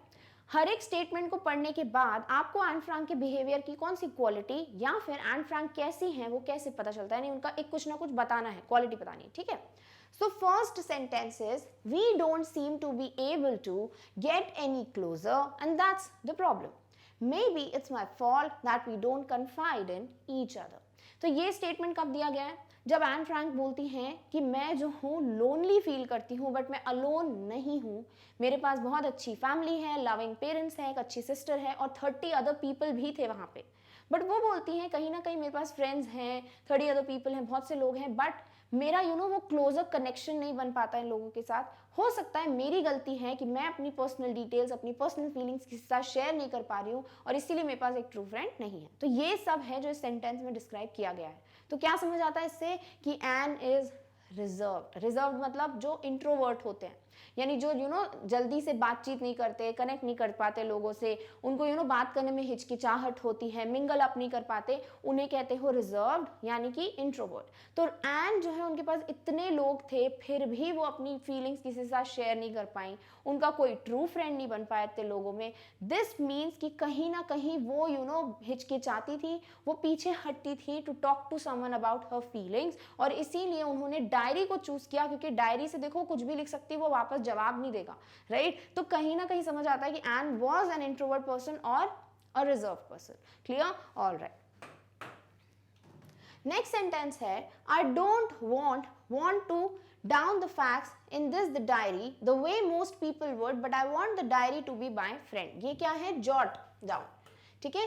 I don't want to jot down the facts in this diary. मैं नहीं चाहती कि मैं बस जल्दी जल्दी स्क्रिबल कर दूं, लिख दूं अपने फैक्ट्स इस डायरी में, because the way most people would, but I want the diary to be my friend. मैं ऐसा नहीं करने वाली हूँ कि भाई सब कुछ लिखती जाऊँ बस बेमतलब बिना सोचे समझे, बट डेफिनेटली मैं चाहती हूँ कि ये डायरी मेरी फ्रेंड की तरह काम करे, यानी कि जो इंपॉर्टेंट है, जो मुझे बताना है उस वक्त, जो भी मेरी फीलिंग्स हैं वो सब कुछ मैं इसके साथ शेयर करूंगी। तो this tells she is self confident and inventive, यानी कि जो नॉर्मली लोग करते हैं ना डायरी, बस डायरी होती कैसी है भाई, अब अपने दिन के बारे में लिखो, तो नॉर्मली लोग क्या करते हैं, वो भेड़ चाल फॉलो करते हैं कि डायरी हर कोई कैसे लिखता है मैं वैसे ही लिखूंगा, पार्ट ऑफ दैट हर्ट बन जाता है, राइट। तो यहाँ पर एन फ्रैंक बोलती हैं कि जैसे नॉर्मली लोग करते हैं वही चीज फॉलो नहीं करूंगी मैं, कि भाई जैसे लोग हर चीज लिख देते डायरी में मैं भी लिख दूं, नहीं, मैं क्या करूंगी, एक ट्रू फ्रेंड की तरह अपनी डायरी को कंसिडर करूंगी। एक इन्वेंटिव थॉट उनके दिमाग में आया कि अलग तरीके से उन्होंने सोचा कि नहीं डेफिनेटली मुझे अलग तरीके से डायरी में कुछ ना कुछ मेंशन करना है, सिर्फ अपने इवेंट्स मेंशन करने हैं, अपने थॉट्स, अपनी फीलिंग्स मेंशन करनी है, ना कि हर कुछ जो मेरी लाइफ में हो रहा है। तो कहीं ना कहीं वो सेल्फ कॉन्फिडेंट भी थी, क्योंकि वो अपने थॉट्स पता था उनको कि उनको क्या क्या लिखना है, and she was inventive because she was not following the trend of diary entry as it is suppose to be. Clear? All right, चलिए देखते हैं next sentence. Next is Margot went to Holland in December and I followed in February when I was plunked down on the table as a birthday present for Margot. क्या लिखा है यहाँ पर कि भाई इनके पेरेंट्स जो हैं वो शिफ्ट हो गए थे हॉलैंड, राइट, और ये और इनकी सिस्टर मार्गॉट रह रहे थे अपनी ग्रैंडमदर के साथ। अब क्या होता है, दिसंबर में मार्गॉट भी चली जाती है हॉलैंड, और फिर फरवरी में जाती हैं कौन, एन फ्रैंक, और वो बोल रही हैं ऐसा कि जैसे मुझे प्लंक डाउन, यानी बिल्कुल जोर से टैप कर दिया हो टेबल पे as a birthday present for my sister. तो इससे क्या पता चलता है, she is humorous as well, यानी वो कॉमेडी भी कर लेती हैं, कॉमिकल थॉट्स हैं उनके, उनको हंसी मजाक पसंद है। क्यों? क्योंकि ऐसा बोलना कि भाई मेरी फ्रेंड के लिए एज अ बर्थडे प्रेजेंट मुझे टेबल पे रख दिया, तो वो एक थॉट ही जो है वो बहुत ह्यूमरस है, एक अलग तरीके से उन्होंने बताया। वो चाहती तो डायरेक्टली बोल सकती थी भाई कि मैं भी अपनी फ्रेंड, अपनी बहन के बर्थडे पे गई, कहाँ, हॉलैंड। तो नॉर्मली बताती, बट उन्होंने क्या किया, एक ह्यूमरस वे में बताया, क्योंकि वो एक ह्यूमरस पर्सन है, she might be she is interested in humour, तो she wrote it in a very nice comical way, कि ऐसा लग रहा था जैसे मुझे टैप कर दिया टेबल पे as a birthday present for my elder sister. Clear? Alright, चलिए देखते हैं next sentence. If you ask me, there are so many dummies that about a quarter of the class should be kept back, but teachers are the most unpredictable creatures on earth. क्या लिखा है यहाँ पर कि अगर मेरी बात मानो, यानी एन फ्रैंक ये तब बोलती हैं जब क्लास में सब नर्वस हैं, बेट कर रहे हैं, डिस्कस कर रहे हैं कि कौन पास होगा कौन फेल होगा, तब एन फ्रैंक बोलती है अगर मेरे नज़रिए से देखो या मेरी बात मानो तो मुझे लगता है बहुत से क्या है, डमीज़ हैं, यानी स्टूपिड बच्चे हैं इस क्लास में, और मेरा मानना है क्वार्टर ऑफ द क्लास यानी 1/4 ऑफ द क्लास जो है उसे केप्ट बैक, यानी उनको फेल कर देना चाहिए। 3/4 क्लास को ही प्रमोट करना चाहिए, 1/4 क्लास को फेल कर देना चाहिए। बट टीचर्स जो हैं वो सबसे अनप्रेडिक्टेबल क्रीचर्स हैं, पता नहीं भाई वो क्या सोच के, क्या एनालाइज करके किसको रखने वाले हैं, किसको प्रमोट करने वाले हैं। तो उनका मानना था कि 1/4 क्लास के बच्चे फेल होना चाहिए, 1/4 ऑफ द क्लास फेल होना चाहिए, बट टीचर्स अनप्रेडिक्टेबल है तो उनको नहीं पता भाई क्या हो सकता है। सो एन इज इंटेलिजेंट, राइट? कैसे पता चला इंटेलिजेंट है? उन्होंने ये नहीं बोला भाई मेरा तो मानना है बच्चे इतने फेल हो जाना चाहिए, इतने पास हो जाना चाहिए, तो ऐसा ही होना चाहिए, नहीं।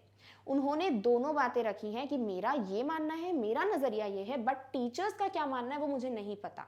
तो कहीं ना कहीं she is intelligent, she is able to understand, analyse the situation कि भाई अगर वो बच्चे जो इनके हिसाब से, एन फ्रैंक के हिसाब से फेल होने चाहिए थे, अगर वो भी प्रमोट हो जाते तो ऐसा नहीं कि इनको ऐसा लगेगा अरे मैंने तो ये सोचा था, बट उनके पास ऑलरेडी एक दूसरा व्यू पॉइंट है कि भाई सिर्फ मेरे नजरिए से कुछ नहीं होता, जो टीचर्स हैं वो अनप्रिडिक्टेबल हैं, तो कहीं ना कहीं वो सही होगा। अगर मुझे कुछ बच्चे ऐसे लगते हैं जो डमीज हैं, स्टूपिड हैं, जिन्हें वापस रख देना चाहिए था क्लास में, अगर वो प्रमोट हो जाते हैं, it's okay, it's acceptable for me because it's the नजरिया ऑफ टीचर। क्लियर? ऑलराइट, चलिए देखते हैं नेक्स्ट।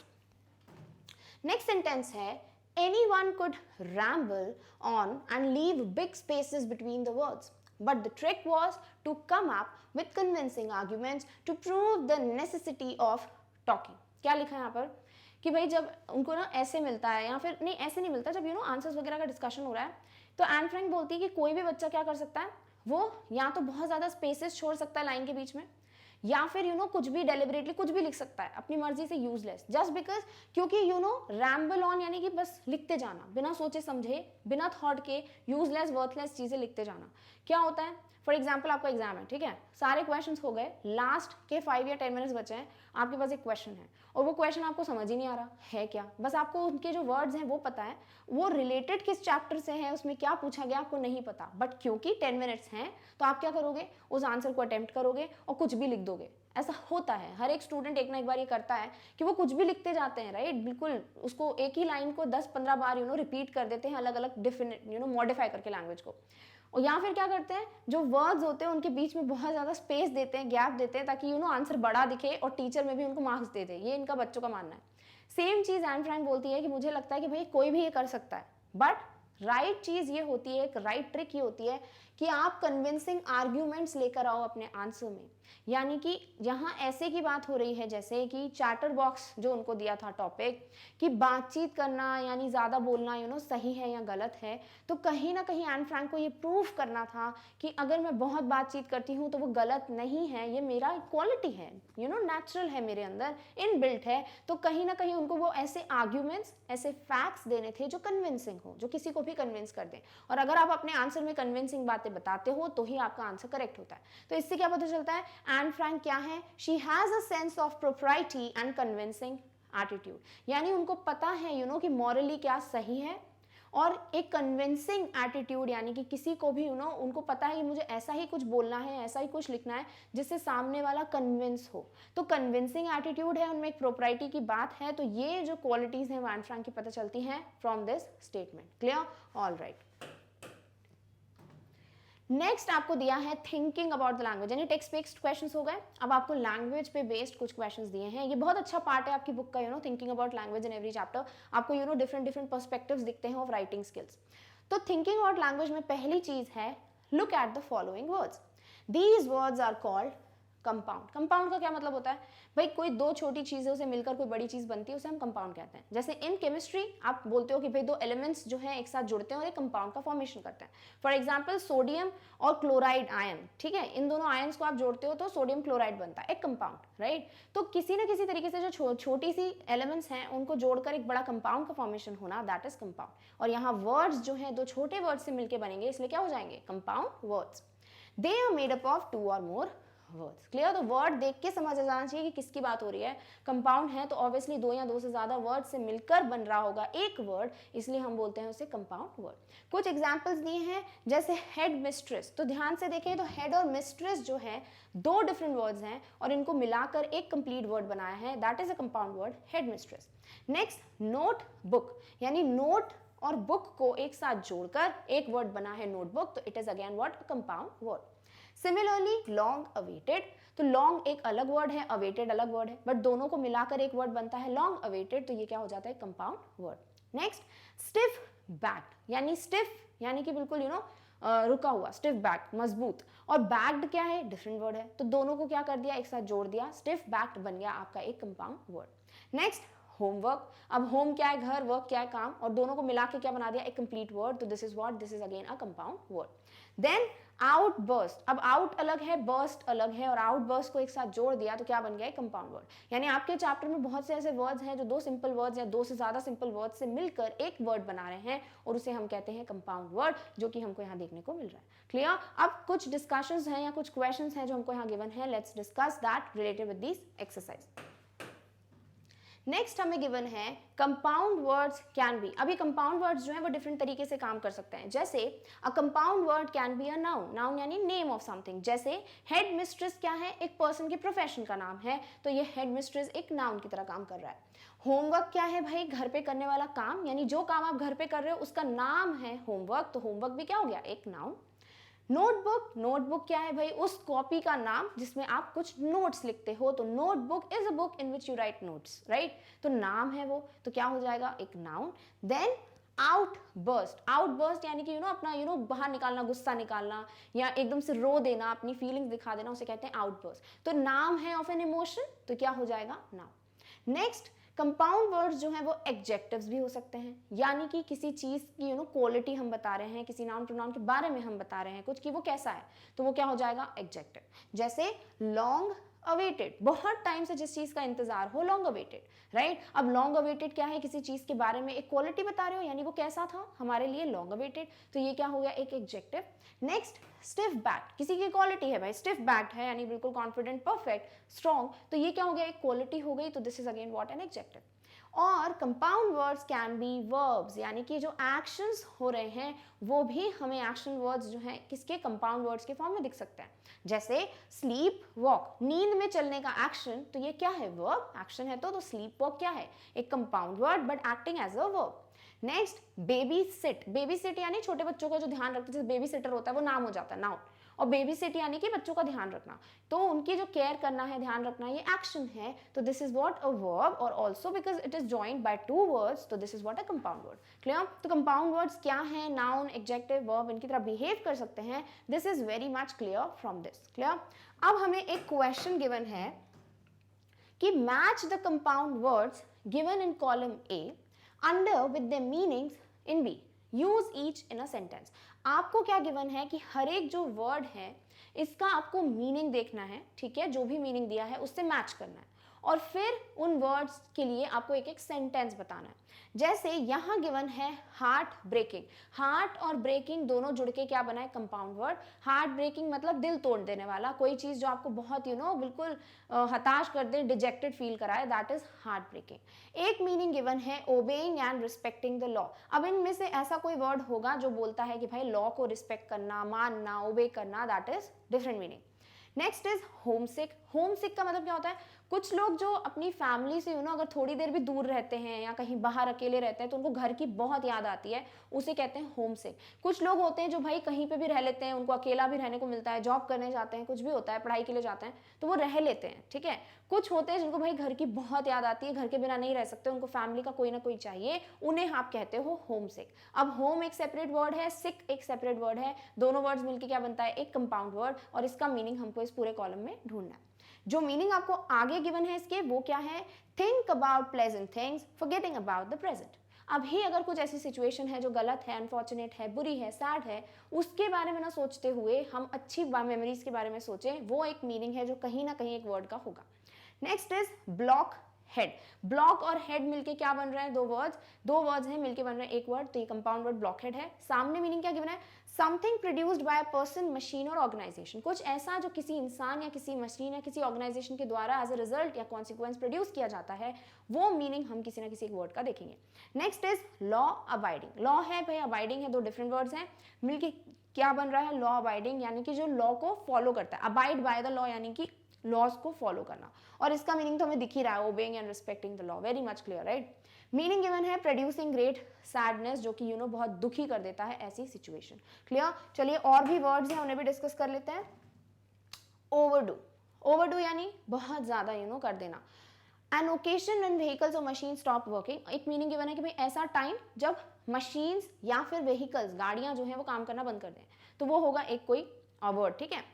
डे ड्रीम, यानी कि डे ड्रीम का मतलब क्या होता है कि दिन में भी सपने देखना। अब दिन में सोते नहीं है, राइट, नॉर्मल है, रात में सोते हो, दिन में जागते हो।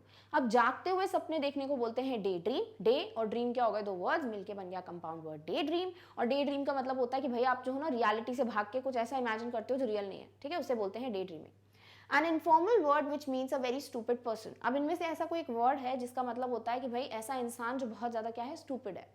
Break down. ब्रेक डाउन मतलब ब्रेक अलग वर्ड है, डाउन अलग वर्ड है। ब्रेक डाउन का मतलब होता है जब आप टूट जाते हो, यानी जब ऐसे कोई कंडीशन या सिचुएशन आती है, आप सहन कर रहे हो बट बोलते हैं ना वो घड़ा टूट जाता है, राइट, तो वो भर जाता है, सॉरी, तो इस वक्त क्या होता है, ब्रेक डाउन हो जाता है, यानी आप टूट जाते हो, अब सब कुछ you pour out. Missing home and family very much. ये तो समझ आ रहा है भाई, होम सिक का मीनिंग है कि जब हम अपने घर को, अपनी फैमिली को बहुत मिस करते हैं, that is home sick. Last word is output. Out अलग है, पुट अलग है। आउटपुट मतलब क्या होता है, जो कि एक रिजल्ट हो, जो अभी हमने देखा था, राइट, एक पर्सन, मशीन या ऑर्गेनाइजेशन जो प्रोड्यूस करता है, that is what an output. Meaning do something to an excessive degree, बहुत ज्यादा लिमिट तक कुछ कर देना, उसे कहते हैं कुछ एक वर्ड इसमें से, ठीक है। तो आपको सारे वर्ड्स पता हैं, सारे मीनिंग्स पता हैं, अब हम इनको एक साथ जंबल अप है ये, ठीक है, कुछ किसी का मीनिंग कहीं दिया है, कोई वर्ड कहीं दिया है, अब इनको एक साथ रखते हैं प्रॉपर वर्ड और मीनिंग के साथ। सो हार्ट ब्रेकिंग मतलब प्रोड्यूसिंग ग्रेट सैडनेस। तो हार्ट ब्रेकिंग का मीनिंग क्या हो जाता है भाई, जो बहुत ज्यादा दिल तोड़ दे, दिल दुखाए, तो क्या होगा, सैडनेस, जिससे मिलती है आपको दुख जिससे प्रोड्यूस होता है, that is what heart breaking. Home sick मतलब घर को मिस करना, फैमिली को मिस करना। ब्लॉक हेड मतलब किसी इंसान को, ब्लॉक हेड मतलब, ब्लॉक मतलब क्या, बंद कर देना, ब्लॉक, और हेड मतलब ब्रेन, यानी जिसका दिमाग बंद है, जिसका दिमाग बंद है क्या बोलते हैं भाई, बेवकूफ है, स्टूपिड है, तो स्टूपिड पर्सन मतलब ब्लॉक हेड। हर एक वर्ड का मीनिंग उनके छुपे हुए वर्ड्स में अगर ढूंढो ना, बहुत इजीली आपको पता चल जाता है, इससे भी आपकी वोकैब बहुत ज्यादा इंप्रूव होती है। क्लियर। लॉ अबाइडिंग भाई, लॉ को फॉलो करने वाला, तो obeying and respecting the law. Next word क्या है, ओवरडू। ओवरडू यानी कि बहुत ज्यादा कुछ कर देना। ओवर मतलब हद से ज्यादा, डू मतलब काम करना, तो ओवरडू मतलब जब एक्सेसिवली कुछ कर देते हैं हम, उसे क्या कहते हैं, ओवरडू।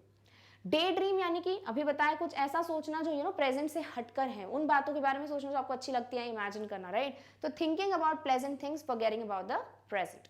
ब्रेक डाउन मतलब भाई बिल्कुल एकदम से भर जाना, घड़ा भर जाना, ठीक है, पूरी तरीके से टूट जाना। एन ओकेजन व्हीकल्स और मशीन स्टॉप वर्किंग। अब देखो ब्रेक डाउन का मतलब हम ह्यूमंस के टर्म्स में ले रहे हैं, बट यहाँ पर हमको किसके टर्म्स में दे दिया है, व्हीकल्स और मशीन्स के टर्म में दिया है, ठीक है। और ह्यूमंस के टर्म में भी यहाँ पे लिख सकते हैं कि when a person is totally depressed and sad and he is not able to control his feelings, तो वो भी होता है एक ब्रेक डाउन। आउटपुट मतलब जो भी एक ऑर्गेनाइजेशन, कोई भी मशीन प्रोड्यूस करता है, उसे हम क्या कहते हैं, आउटपुट या रिजल्ट। क्लियर। तो बहुत इजी वर्ड्स थे, बहुत इजी एक्सरसाइज है, बट आपको नए वर्ड सीखने को मिल गए और उनका प्रॉपर मीनिंग भी समझ आ गया। क्लियर। चलिए अब इनके sentences discuss. Very first word is heart breaking. भाई हार्ट ब्रेकिंग का मीनिंग समझ आ गया है, ऐसा कुछ जो आपको बहुत सैड कर दे, राइट। तो एक सेंटेंस है, she wrote a heart breaking story about the death of a grandfather, यानी उसके जो ग्रैंडफादर हैं उनकी डेथ हो गई, और इसकी जो स्टोरी है वो क्या थी, बहुत heart breaking, it was producing a sense of sadness. Clear. Next is homesick. Homesick मतलब जो अपनी फैमिली, अपने घर को बहुत ज़्यादा मिस करते हैं, उसे कहते हैं होमसिक। तो he left his job largely because he was homesick. उसने अपनी जॉब जो है वो मेजरली इस कारण से छोड़ी क्योंकि वो होमसिक था, वो अपनी फैमिली को बहुत ज़्यादा मिस कर रहा था। Next is blockhead. हमें पता है ब्लॉकहेड मतलब जो स्टूपिड पर्सन है। तो सेंटेंस क्या हो सकता है? Rahul is a blockhead as he delivered the wrong box. Rahul एक ब्लॉक हेड है, मतलब वो स्टूपिड है। क्यों? क्योंकि उसने गलत बॉक्स की डिलीवरी कर दी।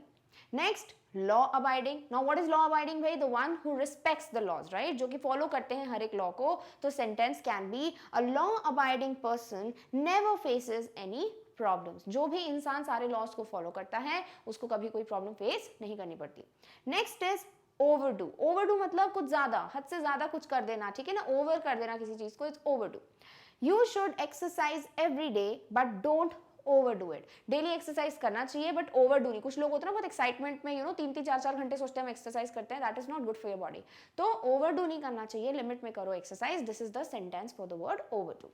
Next word is day dream. Day dream मतलब अभी प्रेजेंट की बातें छोड़कर किसी और चीज के बारे में इमेजिन करना, that is day dreaming. I was just enjoying a daydream about winning the Nobel Prize for literature। यानी जो भी ये पर्सन है वो बोल रहे हैं कि मैं तो भैया ऐसा डे ड्रीम कर रहा था कि मैं लिटरेचर के लिए एक नोबेल प्राइज जीत चुका हूँ। यानी प्रेजेंट में जो हो रहा है उसके बारे में न जानकर या सोचकर किसी एक इमेजिनरी सिचुएशन के बारे में सोचना, that is what daydreaming. जागते आंखें खुली आंखों सपने देखना, उसे कहते हैं daydream. Break down. Break down का मतलब क्या बताया? यहाँ पर ब्रेक डाउन का मतलब है किसी व्हीकल या मोटर का काम करना बंद कर देना।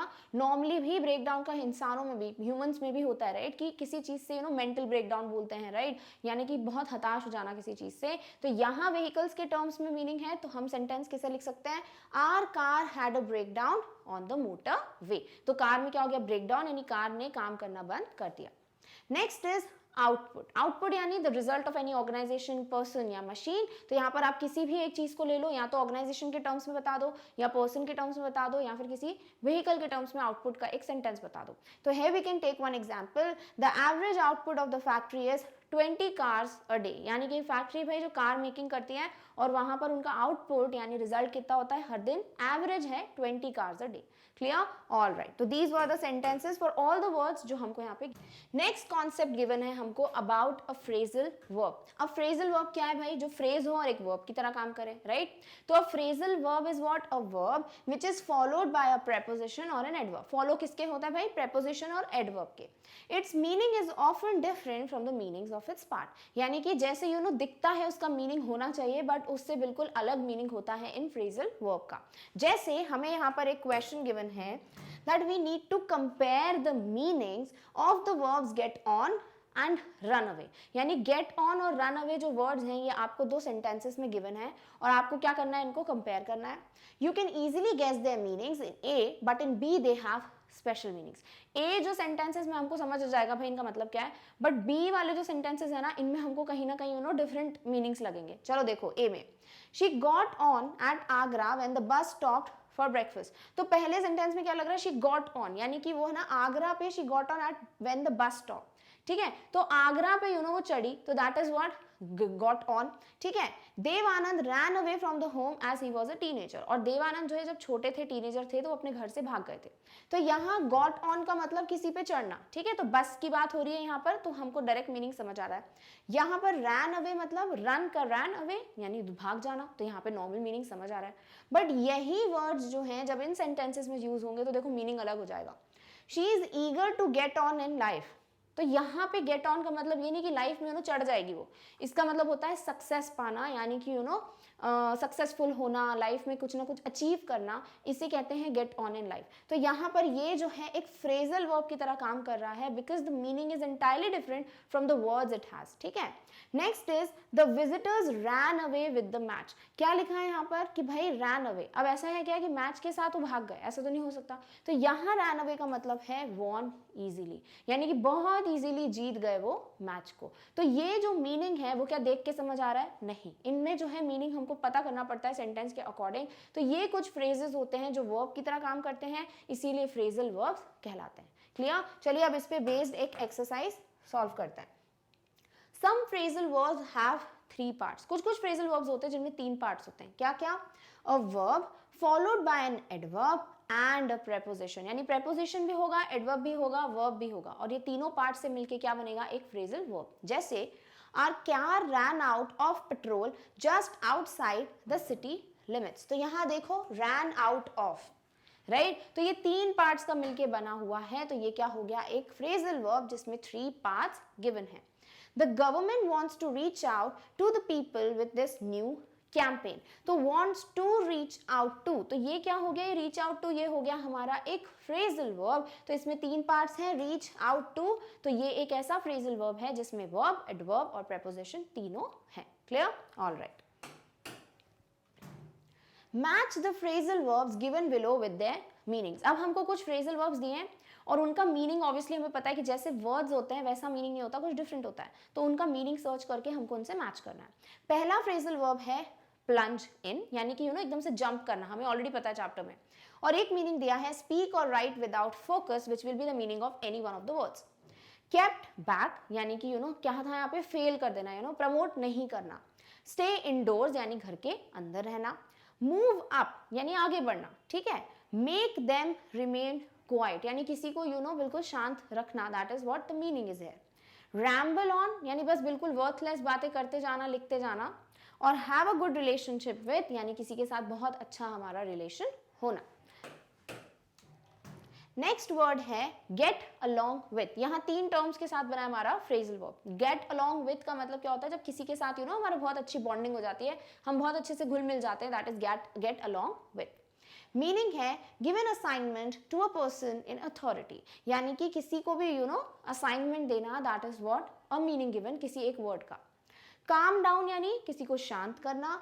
कंपनसेट, यानी कि एक बैलेंस करना, किसी चीज को बोलते हैं ना कि बस कंपनसेट कर दिया, यानी कुछ बोल दिया फिर ऐसा कुछ बोलना जिससे वो कवर अप हो जाए, that is compensate. Stay in, अंदर रहना, यानी स्टे इनडोर्स वाला यहाँ पे मीनिंग आ सकता है। Go straight to the topic, यानी डायरेक्टली टॉपिक को टच करना। मेकअप फॉर, यानी कि किसी चीज के लिए कोई गलती करी है तो उसको ठीक करना, उसे कहते हैं make up for. Go to the next grade, यानी नेक्स्ट ग्रेड में जाना, तो ये एक प्रमोशन की बात हो रही है। नेक्स्ट इज हैंड इन, यानी कुछ देना, राइट? तो वो इधर ही बात हो रही है, गिवन असाइनमेंट। और नॉट प्रमोटेड, यानी केप्ट बैक का ये मीनिंग हो सकता है, यानी कि प्रमोट नहीं हुआ। क्लियर? अब इन सारे वर्ड्स की मीनिंग्स जो है इनके सामने हम प्लेस कर देते हैं। तो फर्स्ट वर्ड है प्लंज इन, क्या था भाई? डायरेक्टली टॉपिक में डाइव करना या जंप करना, राइट? तो ये क्या हो जाएगा? Go straight to the topic. Kept back, यानी कि फेल कर देना, प्रमोट ना करना, तो नॉट प्रमोटेड। मूव अप, यानी ऊपर जाना किसी भी चीज में, राइट? तो यहाँ पर क्या है? Go to the next grade, यानी अगली क्लास में जाना। रैम्बल ऑन, यानी कुछ भी बोलते जाना बस। तो स्पीक और राइट विदाउट फोकस, यानी जो पॉइंट है उस पर ना लिख के बस यूजलेस वर्थलेस लिखते जाना या बोलते जाना, that is what ramble on. Next word is get along with, यानी कि एक अच्छी बॉन्डिंग हो जाना, तो have a good relationship with. Calm down, किसी को शांत कराना, तो मेक रिमेन क्वाइट, यानी किसी को शांत कराना।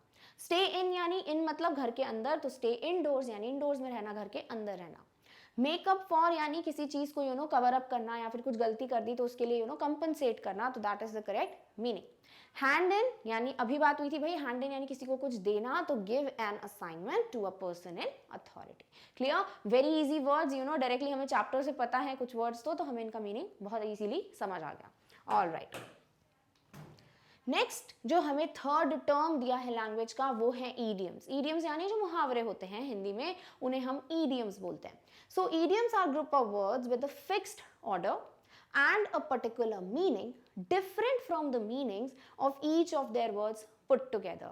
यानी जैसे अगर हम बोलते हैं कि हाथी के दांत दिखाने के और खाने के और, तो यहाँ पर हम अगर वर्ड टू वर्ड जाएंगे तो बहुत अजीब लगेगा, ऐसा लगता है कि वो जो दांत दिखाता है वो अलग दिखाता है और खाता किसी और से ऐसे। बट इसका मतलब क्या होता है इनडायरेक्टली, कि कुछ लोग होते हैं कि जैसे दिखते हैं वैसे होते नहीं है, राइट? तो जो मीनिंग होता है इनके वर्ड्स पे बेस नहीं होता, बल्कि कुछ डिफरेंट होता है, उन्हें ही हम क्या कहते हैं? Idioms. Phrasal verbs can also be idioms. They are said to be idiomatic when their meaning is unpredictable. अब हमने क्या बोला था भाई, phrasal verbs जो होते हैं ना, कभी कभी क्या होता है, ठीक है उनके कुछ words के हिसाब से meaning होता है, जैसे हमने कुछ sentences देखे, but कुछ sentences ऐसे भी देखे जहां पर phrasal verbs का direct meaning उनके words के basis पे बता देना is difficult. तो उन्हें हम कहते हैं कि वो एक idiom की तरह काम कर सकते हैं because their meaning is unpredictable at that point of time. Clear? All right. Now for example, do you know what it means to meet one's match in English? जैसे English में बोला जाता है meet one's match, तो ये क्या हो जाता है, एक idiom हो जाता है. इसका मतलब क्या है? It means to meet someone who is as good as oneself or even better in some skill or quality. यानी एक ऐसे इंसान से मिलना जो हमारे मैच का हो, यानी हमारे जैसा हो, वो किसी क्वालिटी के टर्म्स में हो, हमारी पर्सनालिटी के टर्म्स में हो, थिंकिंग के टर्म्स में हो, उसे हम बोलते हैं to meet one's match. Do you know what it means to let the cat out of the bag? जब हम बोलते हैं ना let the cat out of the bag, इसका मतलब क्या होता है, बिल्ली को बैग से बाहर निकालना? नहीं, इसका मतलब होता है अपने सीक्रेट्स को बाहर निकालना. That is let the cat out of the bag. So it means to reveal a secret carelessly or by mistake. यानी गलती से अपने सीक्रेट्स किसी को बता देना, उसे कहते हैं let the cat out of the bag. Clear? Now here are few sentences from the text which have idiomatic expressions. Can you say what each means? अब हमको टेक्स्ट में से कुछ ऐसे सेंटेंसेस गिवन है जिसमें idiomatic expressions का use हुआ है और उन हर एक idiomatic expression का मतलब क्या है वो हमको यहाँ पे बताना है. So very first sentence is our entire class is quacking in its boots. अब quacking का मतलब क्या होता है, क्वैक क्वैक करना, बट इसका मतलब क्या है यहाँ पर कि नर्वस होना. तो this means what, shaking with fear and nervous. तो क्वैकिंग इन इट्स बूट्स क्या हुआ, वो इडियोमैटिक एक्सप्रेशन जिसका मतलब है कि डर के मारे या नर्वसनेस के मारे शेक करना. Next, until then we keep telling each other not to lose heart. अब ये not to lose heart का मतलब क्या होता है, ये एक idiomatic expression है. इसका मतलब ये नहीं कि दिल खो गया, इसका मतलब क्या होता है भाई कि hope ना छोड़ना. That is what we mean by not to lose heart. Not to think about negative side but hope for the best. जब हम बोलते हैं अच्छे का सोचो, बुरे चीजों के बारे में मत सोचो, that is what not to lose heart. Clear? All right. Next is Mr. Keesing annoyed with me for ages because I talked so much. तो annoyed with me for ages का मतलब क्या होता है, for ages हो जाता है बहुत ज़्यादा टाइम के लिए, for quite a long time, यानी बहुत ज़्यादा टाइम के लिए जब वो annoyed हो गए तो बोला for ages. तो for ages का मतलब क्या हो जाता है कि idiomatic expression. Mr. Keesing was trying to play a joke on me with this ridiculous subject, but I would make sure the joke was on him. यहाँ पर joke और play a joke on me, इसका मतलब क्या होता है, joke would be on him only, यानी जिसके ऊपर भी बात हो रही है ना उसकी बात होती है joke on him. Clear? तो यहाँ पर बोला है joke was on him, तो joke would be on him only, यानी कि ये जो joke इसके ऊपर बना रहा था एन फ्रैंक के ऊपर, वो ये मेक श्योर करेंगे ये जोक उनके ऊपर ही एक तरीके से बन जाए. Clear? All right. Next is, here are a few more idiomatic expressions that occur in the text. Try to use them in sentences of your own. अब हमको हर एक idiomatic expression दिया है, हम हर एक idiomatic expression का meaning discuss करेंगे and then we will try to write a sentence on it. तो caught my eye का मतलब होता है जब हम किसी चीज को ऐसे देखते हुए जा रहे हैं और कोई चीज हमारा ध्यान आकर्षित कर ले, अट्रैक्ट कर ले हमको कोई चीज, उसे हम कहते हैं that thing या that person caught my eye. So to get someone's attention is the meaning. Sentence, while I was in the market a beautiful purse had caught my eye. As a girl I would write this sentence, right, कि जब मैं market में थी तो एक बहुत ही beautiful सा purse था और वो जो है that caught my eye, यानी कि मेरा ध्यान उसने आकर्षित किया. Clear? All right. Next given है he had enough.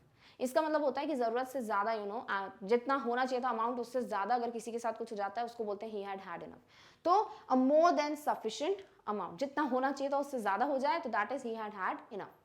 The teacher said that they had enough and he wanted all the notebooks by Wednesday. यानी टीचर जो है होमवर्क मांगे जा रही दे ही नहीं रहे हो, तो उन्होंने बोला अब बहुत ज़्यादा टाइम हो चुका है, जितना टाइम मुझे देना था उससे ज़रूरत से ज़्यादा टाइम लिमिट हो गई है, अब मुझे वेडनेसडे तक सारी नोटबुक्स चाहिए. Clear? All right. Next is laugh ourselves silly. इसका मतलब होता है लाफ अनकंट्रोलेबली और फॉर अ लॉन्ग टाइम. जब हम बस ऐसे ही हंसते ही जाते हैं तो लोग बोलते नहीं पागल है, राइट? तो जब हम ऐसे बोलें कि लाफ आवरसेल्व्स आउट सिली, इसका मतलब हम बिल्कुल पागलों की तरह हंसे जा रहे थे, तो that is what the meaning is. Sentence बोलते हैं ही laughed ourselves silly on his stupid jokes, यानी कि वो इतनी ज्यादा देर तक हंस रहा था या पागलों की तरह हंसे जा रहा था हमारे स्टूपिड जोक्स पे जिस पे किसी को हंसी आनी नहीं चाहिए. Clear? All right. Can't bring myself to, can't bring myself to का मतलब क्या होता है, to be unable to do something because it's too unpleasant और एम्बैरेसिंग और मेक्स यू टू अपसेट, यानी कोई चीज जो है मैं नहीं कर सकता, जो कि मेरे लिए हो सकता है एम्बैरेसिंग हो या मेरे लिए अपसेटिंग हो, ठीक है, तो कुछ चीज जो मेरे हिसाब से सही नहीं हो, मैं नहीं कर सकता, means can't bring myself to. I can't bring myself to terms with this tragedy, यानी कि यहाँ जो कुछ भी हुआ है भाई, उससे मैं अपने आप को कनेक्ट नहीं कर सकता है, रख नहीं सकता अपने आप को इस सिचुएशन में, क्यों, क्योंकि because may be that is embarrassing और not possible for me. Clear, all right. Break somebody's heart, now what does this mean भाई, किसी को किसी को इस तरीके से ट्रीट करना कि यानी सामने वाले का दिल दुख जाए, that is break somebody's heart. So overwhelm someone with sadness, यानी किसी को बहुत ज्यादा सैड कर देना, that is what we mean by breaking somebody's heart. Now the sentence is, it is not a good habit to break somebody's heart, ये बिल्कुल अच्छी बात नहीं कि अगर आप किसी को बहुत ज्यादा सैड कर दो, किसी का हार्ट ब्रेक करो, that is not a good thing. Next is close और डियर टू हार्ट, यानी कि जो बहुत हमारे क्लोज होता है, जो हमें बड़ा पसंद है इंसान, उससे हम बोलते हैं क्लोज और dear to heart. Very personally and emotionally important to one, यानी कि जैसे हम अपने पेरेंट्स के बहुत क्लोज हैं, राइट, तो हम क्या है उनसे इमोशनली बहुत ज्यादा कनेक्टेड हैं, उनके लिए बहुत इंपॉर्टेंट है, तो हो जाता है we are close to our parents, या फिर we are dear to the heart of our parents. I am very close to my father's heart, मैं अपने पापा के लिए बहुत इमोशनली बहुत ज्यादा उनके लिए इंपॉर्टेंट हूँ, तो it means what, I am very close to my father's heart. Clear, all right. Next is from the bottom of your heart. अब जैसे स्पीच वगैरह आप देखते हो ना, तो बहुत बार सुनते हो कि I would like to thank you from bottom of my heart, यानी कि बिल्कुल डीप फ्रॉम माई हार्ट, बहुत डीप विद इन मुझे आपको थैंक यू बोलना है। तो what does this mean, with sincere feeling, यानी कि बहुत अच्छे से सिंसियरली उस चीज को फील करके अगर आप कुछ करते हो, means from the bottom of my heart. Sentence is, I thank you from the bottom of my heart for being my mentor, यानी कि आपने मुझे मेंटरिंग की मेरी, और मुझे समझाया चीजें, तो उसके लिए I want to thank you from bottom of my heart, not just superficially but sincerely. Clear, all right. Next is have a heart. Have a heart यानी कि जब किसी चीज को देखकर बोलते ना कि यार दिल है कि नहीं तुम्हारे पास, यानी कि जब किसी चीज को देखकर अगर आपको फीलिंग समझ नहीं आती, आपको दुख नहीं होता किसी चीज को देखकर, इसका मतलब आपके पास हार्ट नहीं है, ऐसा बोला जाता है। तो हैव अ हार्ट मतलब अगर किसी चीज के बारे में आप सोच सकते हो, फील कर सकते हो। सो बी मर्सीफुल, शो पिटी, अगर आपको दया आती किसी चीज को देखकर, आप समझ पाते हो, तो that means you have a heart. So I request you to have a heart and look again at my application, यानी मैं आपको रिक्वेस्ट करता हूँ कि आप थोड़ी बहुत दया दिखाओ और मेरी एप्लीकेशन को फिर से पढ़ो। Clear, that means what, have a heart. Next is have a heart of stone, ये तो बहुत ईजी है, पत्थर दिल, ठीक है, यानी जिसको कोई फर्क नहीं पड़ता, have a heart of stone. So a stern और क्रूअल नेचर, यानी जो होते हैं ना बिल्कुल दृढ़ निश्चयी होते हैं, उनको कोई फर्क ही नहीं पड़ता, पढ़ना चाहिए फिर भी नहीं, तो उन्हें हम बोलते हैं इनका जो हार्ट है वो स्टोन का बना है, पत्थर का बना है। तो sentence is, it is said that people like Hitler have a heart of stone, यानी जो लोग हिटलर की तरह होते हैं ना, बोलते हैं ना कि ये पत्थर दिल हिटलर है, यानी कि जिस इंसान को कोई फर्क नहीं पड़ता, बहुत क्रूअल होता है, उसे हम बोलते हैं that person have a heart of stone. तो this is a particular sentence on this word, all right. Now next is your heart goes out to somebody, इसका मतलब होता है you feel sympathy for them, यानी अगर आप किसी के लिए दया आपको आती है, या किसी के लिए आप सैड फील करते हो, sympathy फील करते हो, that is what do we say as how your heart goes out to somebody। इसका सेंटेंस क्या हो सकता है, as I looked at shabbily dressed up children my heart went out to them, जैसे ही मैंने ऐसे बच्चे देखे जिन्होंने प्रॉपर कपड़े नहीं पहने थे, बहुत बुरी तरीके से कंडीशन में थी, तो मैं उनके साथ सिंपथाइज कर पा रहा था, तो मैंने क्या लिखा, my heart went out to them। Clear, all right. Next जो टाइम है, वो जो नेक्स्ट आपके पास एक फीचर यूज किया है इस टेक्स्ट में, वो है कॉन्ट्रैक्टेड फॉर्म्स, यानी बहुत बड़े वर्ड्स को शॉर्ट में दिखाया जाता है, उन्हें हम कहते हैं contracted forms. So when we speak we use contracted forms और short forms such as these, जैसे कैन नॉट को हम बोल देते हैं कांट, ठीक है। नेक्स्ट, अब यहाँ पर आपके टेक्स्ट में ऐसे गिवन है कि कैन और नॉट अलग, क्योंकि टेक्स्ट में गिवन है, मैंने आपको यहाँ बता दिया, बट दिस इज एरर, यहाँ पे क्या होना चाहिए, गैप नहीं होना चाहिए, हमें पता है, हम ये ग्रामर सेक्शन में डिस्कस कर चुके हैं। तो ये आपके टेक्स्ट में गिवन है, but this is not right, ठीक है। I D, I apostrophe D का मतलब आई हैड भी हो सकता है, आई वुड भी हो सकता है, डिपेंड्स ऑन द सेंटेंस, कि आपको देखना पड़ेगा कि आई वुड की बात हो रही है, आई हैड की बात हो रही है। शी इज, ठीक है, तो एस जो आई एस है उसका आई ड्रॉप करके शी अपोस्ट्रोफी एस को हम बोलते हैं शी एस। तो ये कुछ कॉन्ट्रैक्टेड फॉर्म से, यानी बड़े फॉर्म को छोटा कर दिया गया। Notice that contracted forms are also written with an apostrophe to show a shortening of spelling of not, would और is as in the above example. यहाँ पर not को जो है short करने के लिए apostrophe यूज की है, यहाँ पर had या would को short करने के लिए apostrophe यूज की है, and finally is को short करने के लिए यहाँ apostrophe का यूज हुआ है. Apostrophe मतलब ये जो ऊपर का कॉमा है इसको हम बोलते हैं apostrophe. ठीक है, तो यहाँ पर short forms करने के लिए, spelling को छोटा करने के लिए हम क्या यूज करते हैं? apostrophe का. Clear? All right. Make a list of the contracted forms in the text. Rewrite them as full forms of two words. We have seen that some contracted forms can stand for two different full forms. अब आपको जो है ना example दिया है कि आपको इस तरीके से शॉर्ट फॉर्म लिखना है, कॉन्ट्रैक्टेड फॉर्म, और उसका कंप्लीट फॉर्म लिखना है जो टेक्स्ट में दिया है. ठीक है, फिर कहीं कहीं पे क्या दिख रहा है कि एक कॉन्ट्रैक्टेड फॉर्म के दो मीनिंग हो सकते हैं, जैसे आई अपॉस्ट्रोफी डी, आई हैड भी हो सकता है, आई वुड भी हो सकता है. क्लियर? तो आपको इस तरीके की एक लिस्ट बनानी है. चलिए कुछ एग्जाम्पल्स देखते हैं, बहुत ईजी सा क्वेश्चन है. तो डिफरेंट जो वर्ड्स हमारे टेक्स्ट में यूज हुए हैं, जैसे ही हैड का यूज हुआ है ही अपॉस्ट्रोफी डी, हु इज का बन गया हुज, आई एम का बन जाता है आई अपॉस्ट्रोफी एम, वुड नॉट का बन जाता है वोंट, और डू नॉट का बन जाता है डोंट. तो ये तो सब आई थिंक आपको ऑलरेडी पता है, तो हम ये कुछ एग्जाम्पल्स मेंशन कर रहे हैं. नेक्स्ट, डज नॉट को हम लिखते हैं डजंट, ओ जो है वो ड्रॉप हो जाता है. डिड नॉट को लिखते हैं डिडंट. हु विल को लिखते हैं, ये कुछ नया है, हु अपॉस्ट्रोफी डबल एल, अगर क्योंकि ज्यादातर यूजुअली हम सुनते नहीं है, हु विल ही लिखते हैं. यू आर को हम लिखते हैं you apostrophe R E, and finally there is का आई ड्रॉप करके हम लिख देते हैं देयर अपॉस्ट्रोफी एस. क्लियर? तो these are some contracted forms जो टेक्स्ट में यूज हुए हैं और इनका ये फुल फॉर्म है. Clear? All right. Next is the great fire of London 1666. अब क्या है ना, आपको एक क्वेश्चन दिया है कि इस डायरी एंट्री को आपको कंप्लीट करना है, तो ये डायरी एंट्री हमें पढ़नी पड़ेगी. जल्दी से पढ़ लेते हैं ये डायरी एंट्री में क्या गिवन है. तो September 2 लॉर्ड्स डे बोल रहे हैं भाई सितंबर 2 को. Jane called us up about 3 in the morning to tell us of a great fire they saw in the city. जेन ने मुझे कॉल किया कि भाई बहुत बड़ी आग लग गई सिटी में, और उस बारे में उन्होंने मुझे बताने की कोशिश की. जो राइटर है वो लिख रहे हैं डायरी में, तो ऑब्वियसली फर्स्ट पर्सन के फॉर्म में लिखेंगे. So I rose and slipped on my nightgown and went to her window and thought it to be on the back side of Mark Lane at the farthest. क्या लिखा है भाई, तो मैं क्या हूँ, जंप करा अपने बेड के बाहर, नाइट गाउन में था, और फिर मैं विंडो की तरफ देखने गया. मुझे लगा कि हो सकता है भाई कि ये जो मार्क लेन जगह बताई है वहां के बैक साइड पे फायर लगी हो. But being unused to such fire as followed, I thought it far enough off and so went to bed again and to sleep. और मुझे क्योंकि अनयूजुअल लगा, मुझे ये आदत नहीं है फायर वायर के बारे में सुनने की, तो मैं फिर से जाके सो गया. About 7 rose again to dress myself and then looked out of the window and saw the fire not so much as it was and further off. और जितनी फायर इनको दिखी थी भाई इतनी ज़्यादा लगी नहीं, तो वो तो सो गए थे. फिर जब वो उठे, फिर उन्होंने उठ के देखा तो अभी भी फायर थी, बट इतनी नहीं थी. ठीक है. By and by Jane comes and tells me that she hears that above 300 houses have been burned down tonight by the fire we saw and that it is now burning down all Fish Street by London Bridge. और फिर जेन जो है उन्होंने आके बताया, जो friend थी इनकी, उन्होंने आके बताया कि भाई आपको पता है कि 300 घर जो हैं जल चुके हैं इस फायर में, और अभी फिश स्ट्रीट जो है लंदन की वो भी पूरी जल रही है इस फायर में. So I made myself ready presently and walked to the tower and there got up upon one of the high places.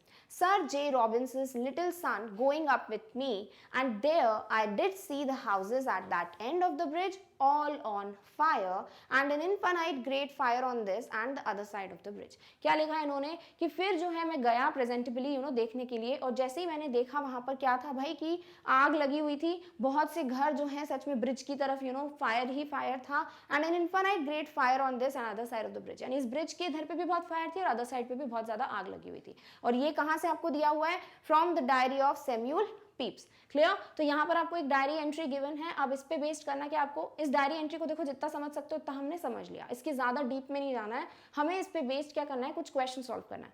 वो है कि इस पूरी डायरी एंट्री को पढ़ने के बाद हमारे पास कुछ फैक्ट्स हैं. अब ये फैक्ट्स हम फिल इन द ब्लैंक्स के फॉर्म में कंप्लीट करने वाले.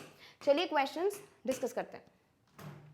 After reading extract from the diary of Samuel Pepys, complete this summary of the happenings. अब आपको ऐसे ब्लैंक्स दिए हैं और आपको इनको कंप्लीट करना है. तो हमारे पास ये क्वेश्चन है. चलिए अब कंप्लीटेड फॉर्म देखते हैं, जहां पर इन ब्लैंक्स में क्या आने वाला है. We can just write, okay, from the diary entry copy करना है बस, जो भी पूछा गया उसको एज इट इज. क्लियर? चलिए देखते हैं इसके answers.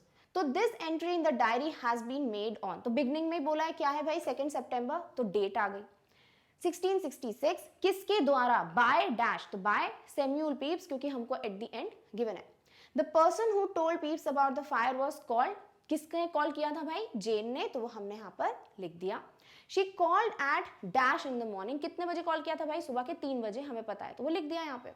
Peeps went back to sleep because dash, तो डैश क्या था भाई, उनको क्या लग रहा था भाई ठीक है इतना ज्यादा कुछ फायर वायर नहीं है, तो उनको लगा ही thought it was far enough, यानी कि बहुत दूर जो है आग लगी, उनके घर के पास नहीं लगी, तो सो गए बिना टेंशन लिए। पीप्स रोज अगेन एट, अब कितने बजे उठे, लिखा था भाई 7 बजे में, फिर उठा मैंने विंडो पे जाके देखा, तो at 7 in the morning, by then about, अब फिर जैन ने बताया था भाई कितने घर जो है जल चुके थे, 300 houses had been burned down. The fire had spread to, फिर कौन सी स्ट्रीट का नाम बताया था भाई, फिश स्ट्रीट तक पहुंच गया लंदन में ये फायर, तो Fish Street by London bridge.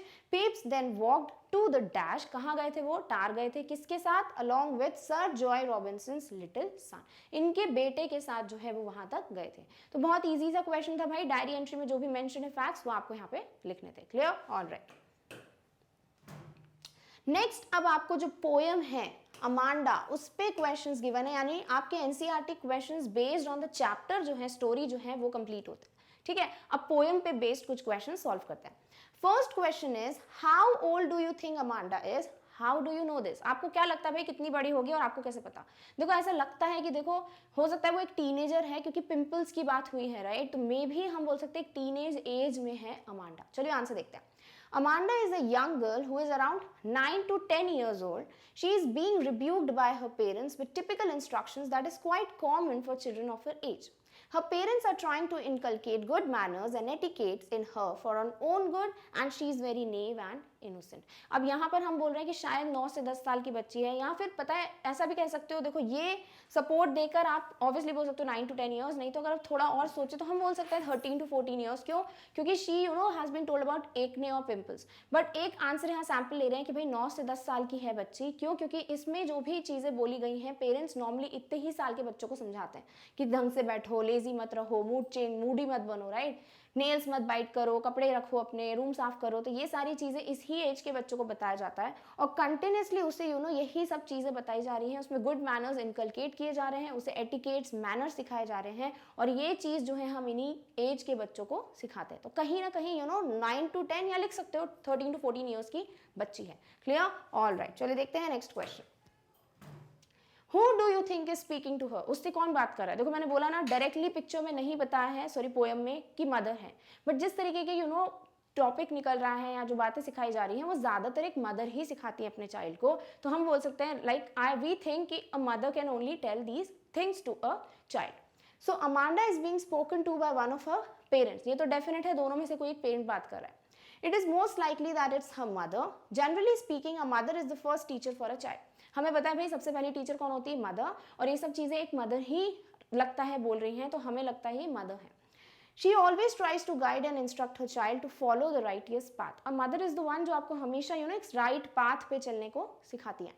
Hence, from the range of instructions given to Amanda, it exhibits that the speaker is her mother. तो ये जो भी instructions given हैं उनको देख के लगता है कि definitely उनकी मम्मा है जो उनको ये सब बता रही है। Clear? All right.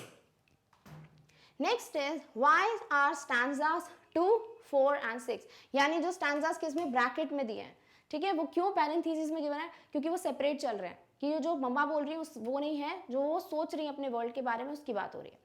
So stanzas 2, 4 and 6 are given in parentheses because they exhibit the inner thoughts and reaction of Amanda as she receives instructions from her mother given in stanzas 1, 3, 5. Clear, और 7 भी लिख सकते हो, and 7।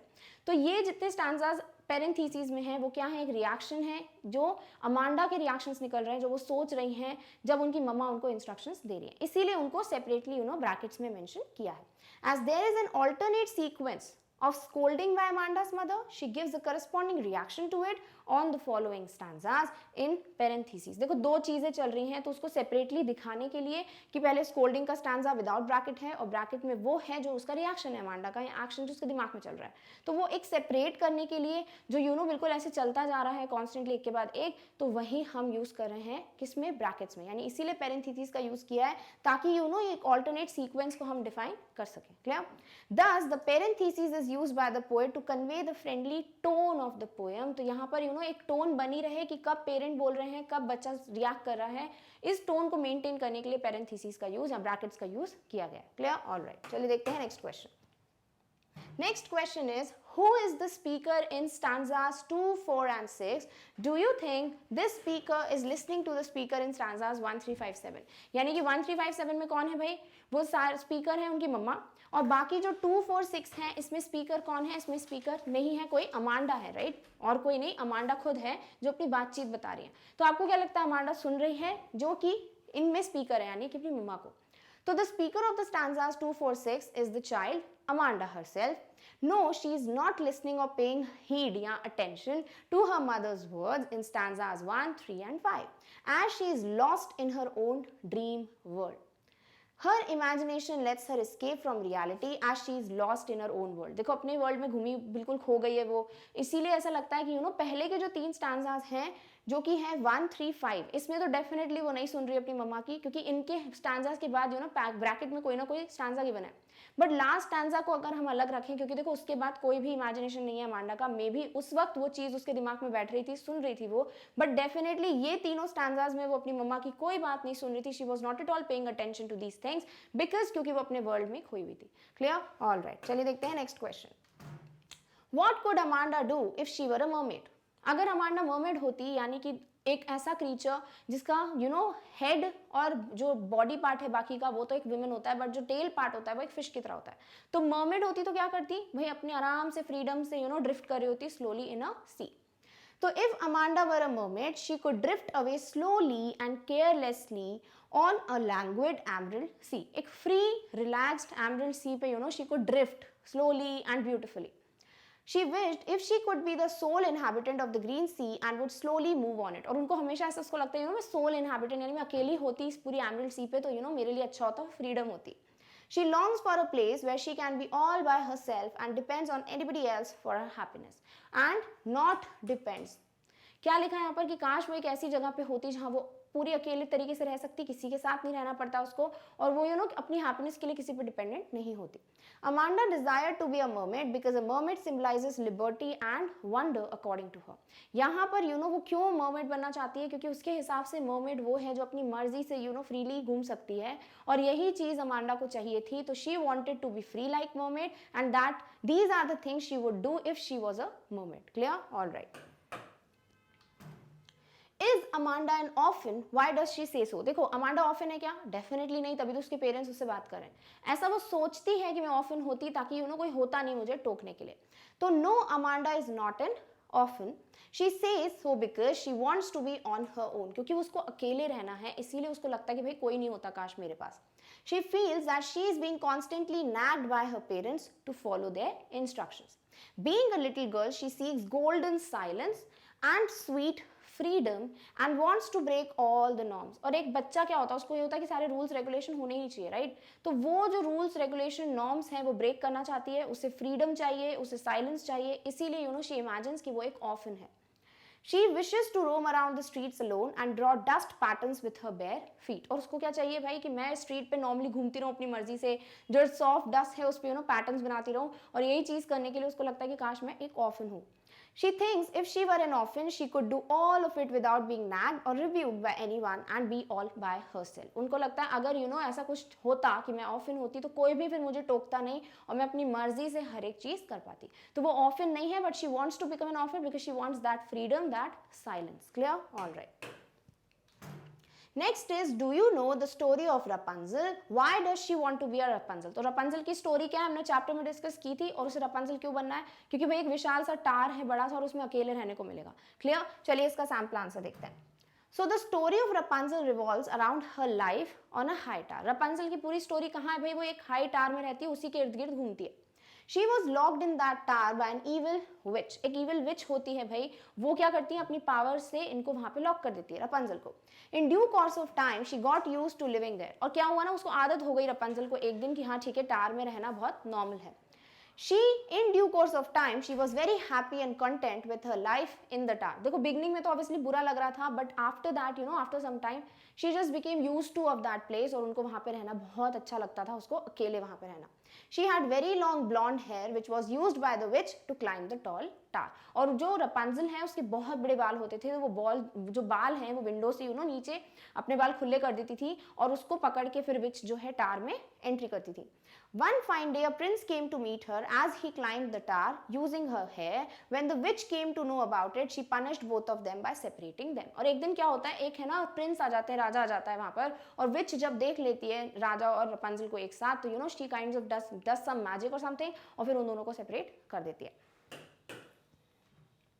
Finally, after many years, the couple united together forever. और क्या होता है बाद में obviously एक happy ending होती है और रपंजल और वो प्रिंस जो है मिल जाते हैं. Similarly, Amanda wishes to live her life like a Rapunzel on a high tower on her own, away from everyone. और क्या चाहिए भाई, अमांडा को सिर्फ एक चीज चाहिए कि मैं उस टावर में अकेले हर किसी से दूर रहूं, just like Rapunzel रह रही है. She yearns for freedom, peace and harmony. और उसको क्या चाहिए, उसको freedom चाहिए, उसको शांति चाहिए, उसको harmony चाहिए कि सब कुछ उसके हिसाब से हो, perfect हो. Due to this reason, Amanda wants to be like Rapunzel. और सिर्फ यही रीजन है कि फ्री अकेले रहना है, इसीलिए वो रपंजल की तरह बनना चाहती है. However, she also states that since she doesn't want to be disturbed, she would never let her bright hair down for anyone to climb to her. But रपंजल से एक चीज है जो वो बिल्कुल अग्री नहीं करती, एक चीज वो बिल्कुल उल्टा करेगी. वो क्या है, रपंजल अपने बाल खोल देती थी तो कोई भी ऊपर आ जाता था, बट यहाँ पर ये अपने बड़े बाल या ऐसे गोल्डन बाल होंगे इनके अगर, तो ये बिल्कुल भी बाहर नहीं खुले करेंगी ताकि कोई चढ़ के ना आ सके. She simply desires a happy and satisfied life with no disturbance from others. Simply उनको क्या चाहिए, उसको अमांडा को सिर्फ एक ऐसी प्लेस चाहिए जहाँ वो अकेली हो, फ्रीडम हो और कोई भी उसको डिस्टर्ब ना कर पाए. क्लियर? इसीलिए she wants to be what? Like Rapunzel. Done? All right. Next is, what does the girl yearn for? What does this poem tell you about Amanda? Yearn मतलब long for, wanted. What she wants? Freedom, silence. और आप Amanda के बारे में क्या make out कर सकते हो, किस तरीके की इंसान है. चलिए इसका सैम्पल आंसर देखते हैं. So Amanda is a young girl who yearns for freedom and wants to be on her own. उसको अकेले रहना है, अपने हिसाब से रहना है, उसको freedom चाहिए. With constant scolding from her parents, she realizes that she is incapable of fulfilling their expectations. और बार बार constantly उसकी mistakes point out कर रहे हैं parents, तो उसको क्या लगता है कि मैं कभी इनकी expectations fulfill नहीं कर पाऊंगी. Generally, children of Amanda's age have similar feelings, irrespective of class, color or nationality. अब कोई भी बच्चा इस दुनिया में और इस एज का हो और उनको अगर इतनी ज़्यादा expectations बताई जाती है तो उनको यही लगता है काश हम फ्री हो, राइट? नेचुरल है ये reaction. Although we all know that traditional societies always demand a well-mannered behavior from every person, and the training of the children by their parents play a significant role in molding their personality. और हमें पता है भाई जो society के norms हैं उस हिसाब से हर एक से एक्सपेक्टेशंस होती हैं, एक social code of conduct expect किया जाता है और वही चीज़ जो है पेरेंट्स अपने बच्चों को सिखाते हैं और तभी एक पर्सनालिटी डेवलपमेंट होती है. Most parents tend to ignore the innocence and understanding level of their children, and the young minds face tremendous pressure from their elders that impacts their imaginative power and thoughts. और क्या होता है ना, parents सिर्फ just because वो personality develop करना चाहते हैं, वो चीज़ें इनकनकेट करना चाहते हैं अपने बच्चों में, तो वो ये चीज़ इग्नोर कर देते हैं कि वो बच्चा भाई इनोसेंट है, उसको नहीं आ रही ये सब चीज़ें समझ, तो उस तरीके से समझाएं.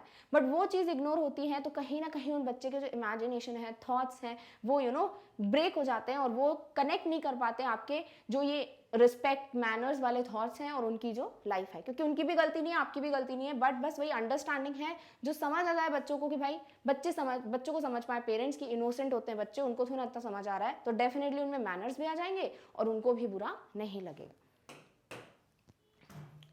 Read the last stanza. Do you think Amanda is sulking and is moody? Next आपको क्या गिवन है कि भाई लास्ट स्टैंजा पढ़ के आपको क्या लगता है कि सच में क्या अमांडा सल्किंग है या मूडी है? तो no, Amanda is neither sulking nor moody. She simply longs for her freedom as she's fed up of following the instructions given by her parents. Sulking नहीं है वो, moody भी नहीं है, ऐसा नहीं है कि बुरा मान जाती है या अपने मूड पे डिपेंड है. भाई उसको कॉन्स्टेंटली नैक किया जा रहा है, कॉन्स्टेंटली इंस्ट्रक्शंस दिए जा रहे हैं और उन इंस्ट्रक्शंस की वजह से वो कहीं ना कहीं फेड अप हो गई है. She has a strong imaginative power as she visualizes herself to the likes of lives of Rapunzel's story, and she wants to lead a carefree life free from all nagging and scolding from her parents. अब obviously भाई ये जो Amanda है definitely वो जो है उसमें एक इमेजिनेशन पावर बहुत स्ट्रांग है, राइट? एक सी के बारे में सोचना, रपंजल के बारे में सोचना, वो फ्री लाइफ के बारे में सोचना हर किसी की बस की बात नहीं है, तो डेफिनेटली बहुत स्ट्रांग इमेजिनेटिव पावर है अमांडा की. who are always trying to teach mannerisms and inculcate good habits in her life. तो हमेशा जो पेरेंट्स जो है इसके बार बार मैनर्स, मैनरिज्म्स, एटिकेट्स ये सब इनकलकेट करना चाहते हैं बच्चे में, तो कांस्टेंट वो जो नैगिंग है ना, उस वजह से she is fed up and she has a very strong imaginative power, और वो इसीलिए ये सब कुछ सोचती है. She is definitely not sulking, not a Moody person.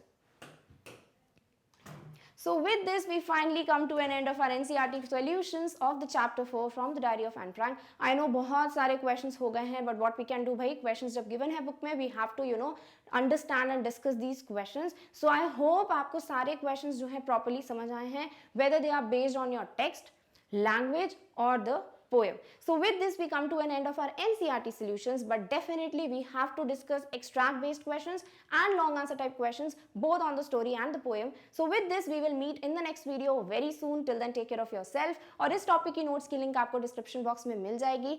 Thank you so much for watching.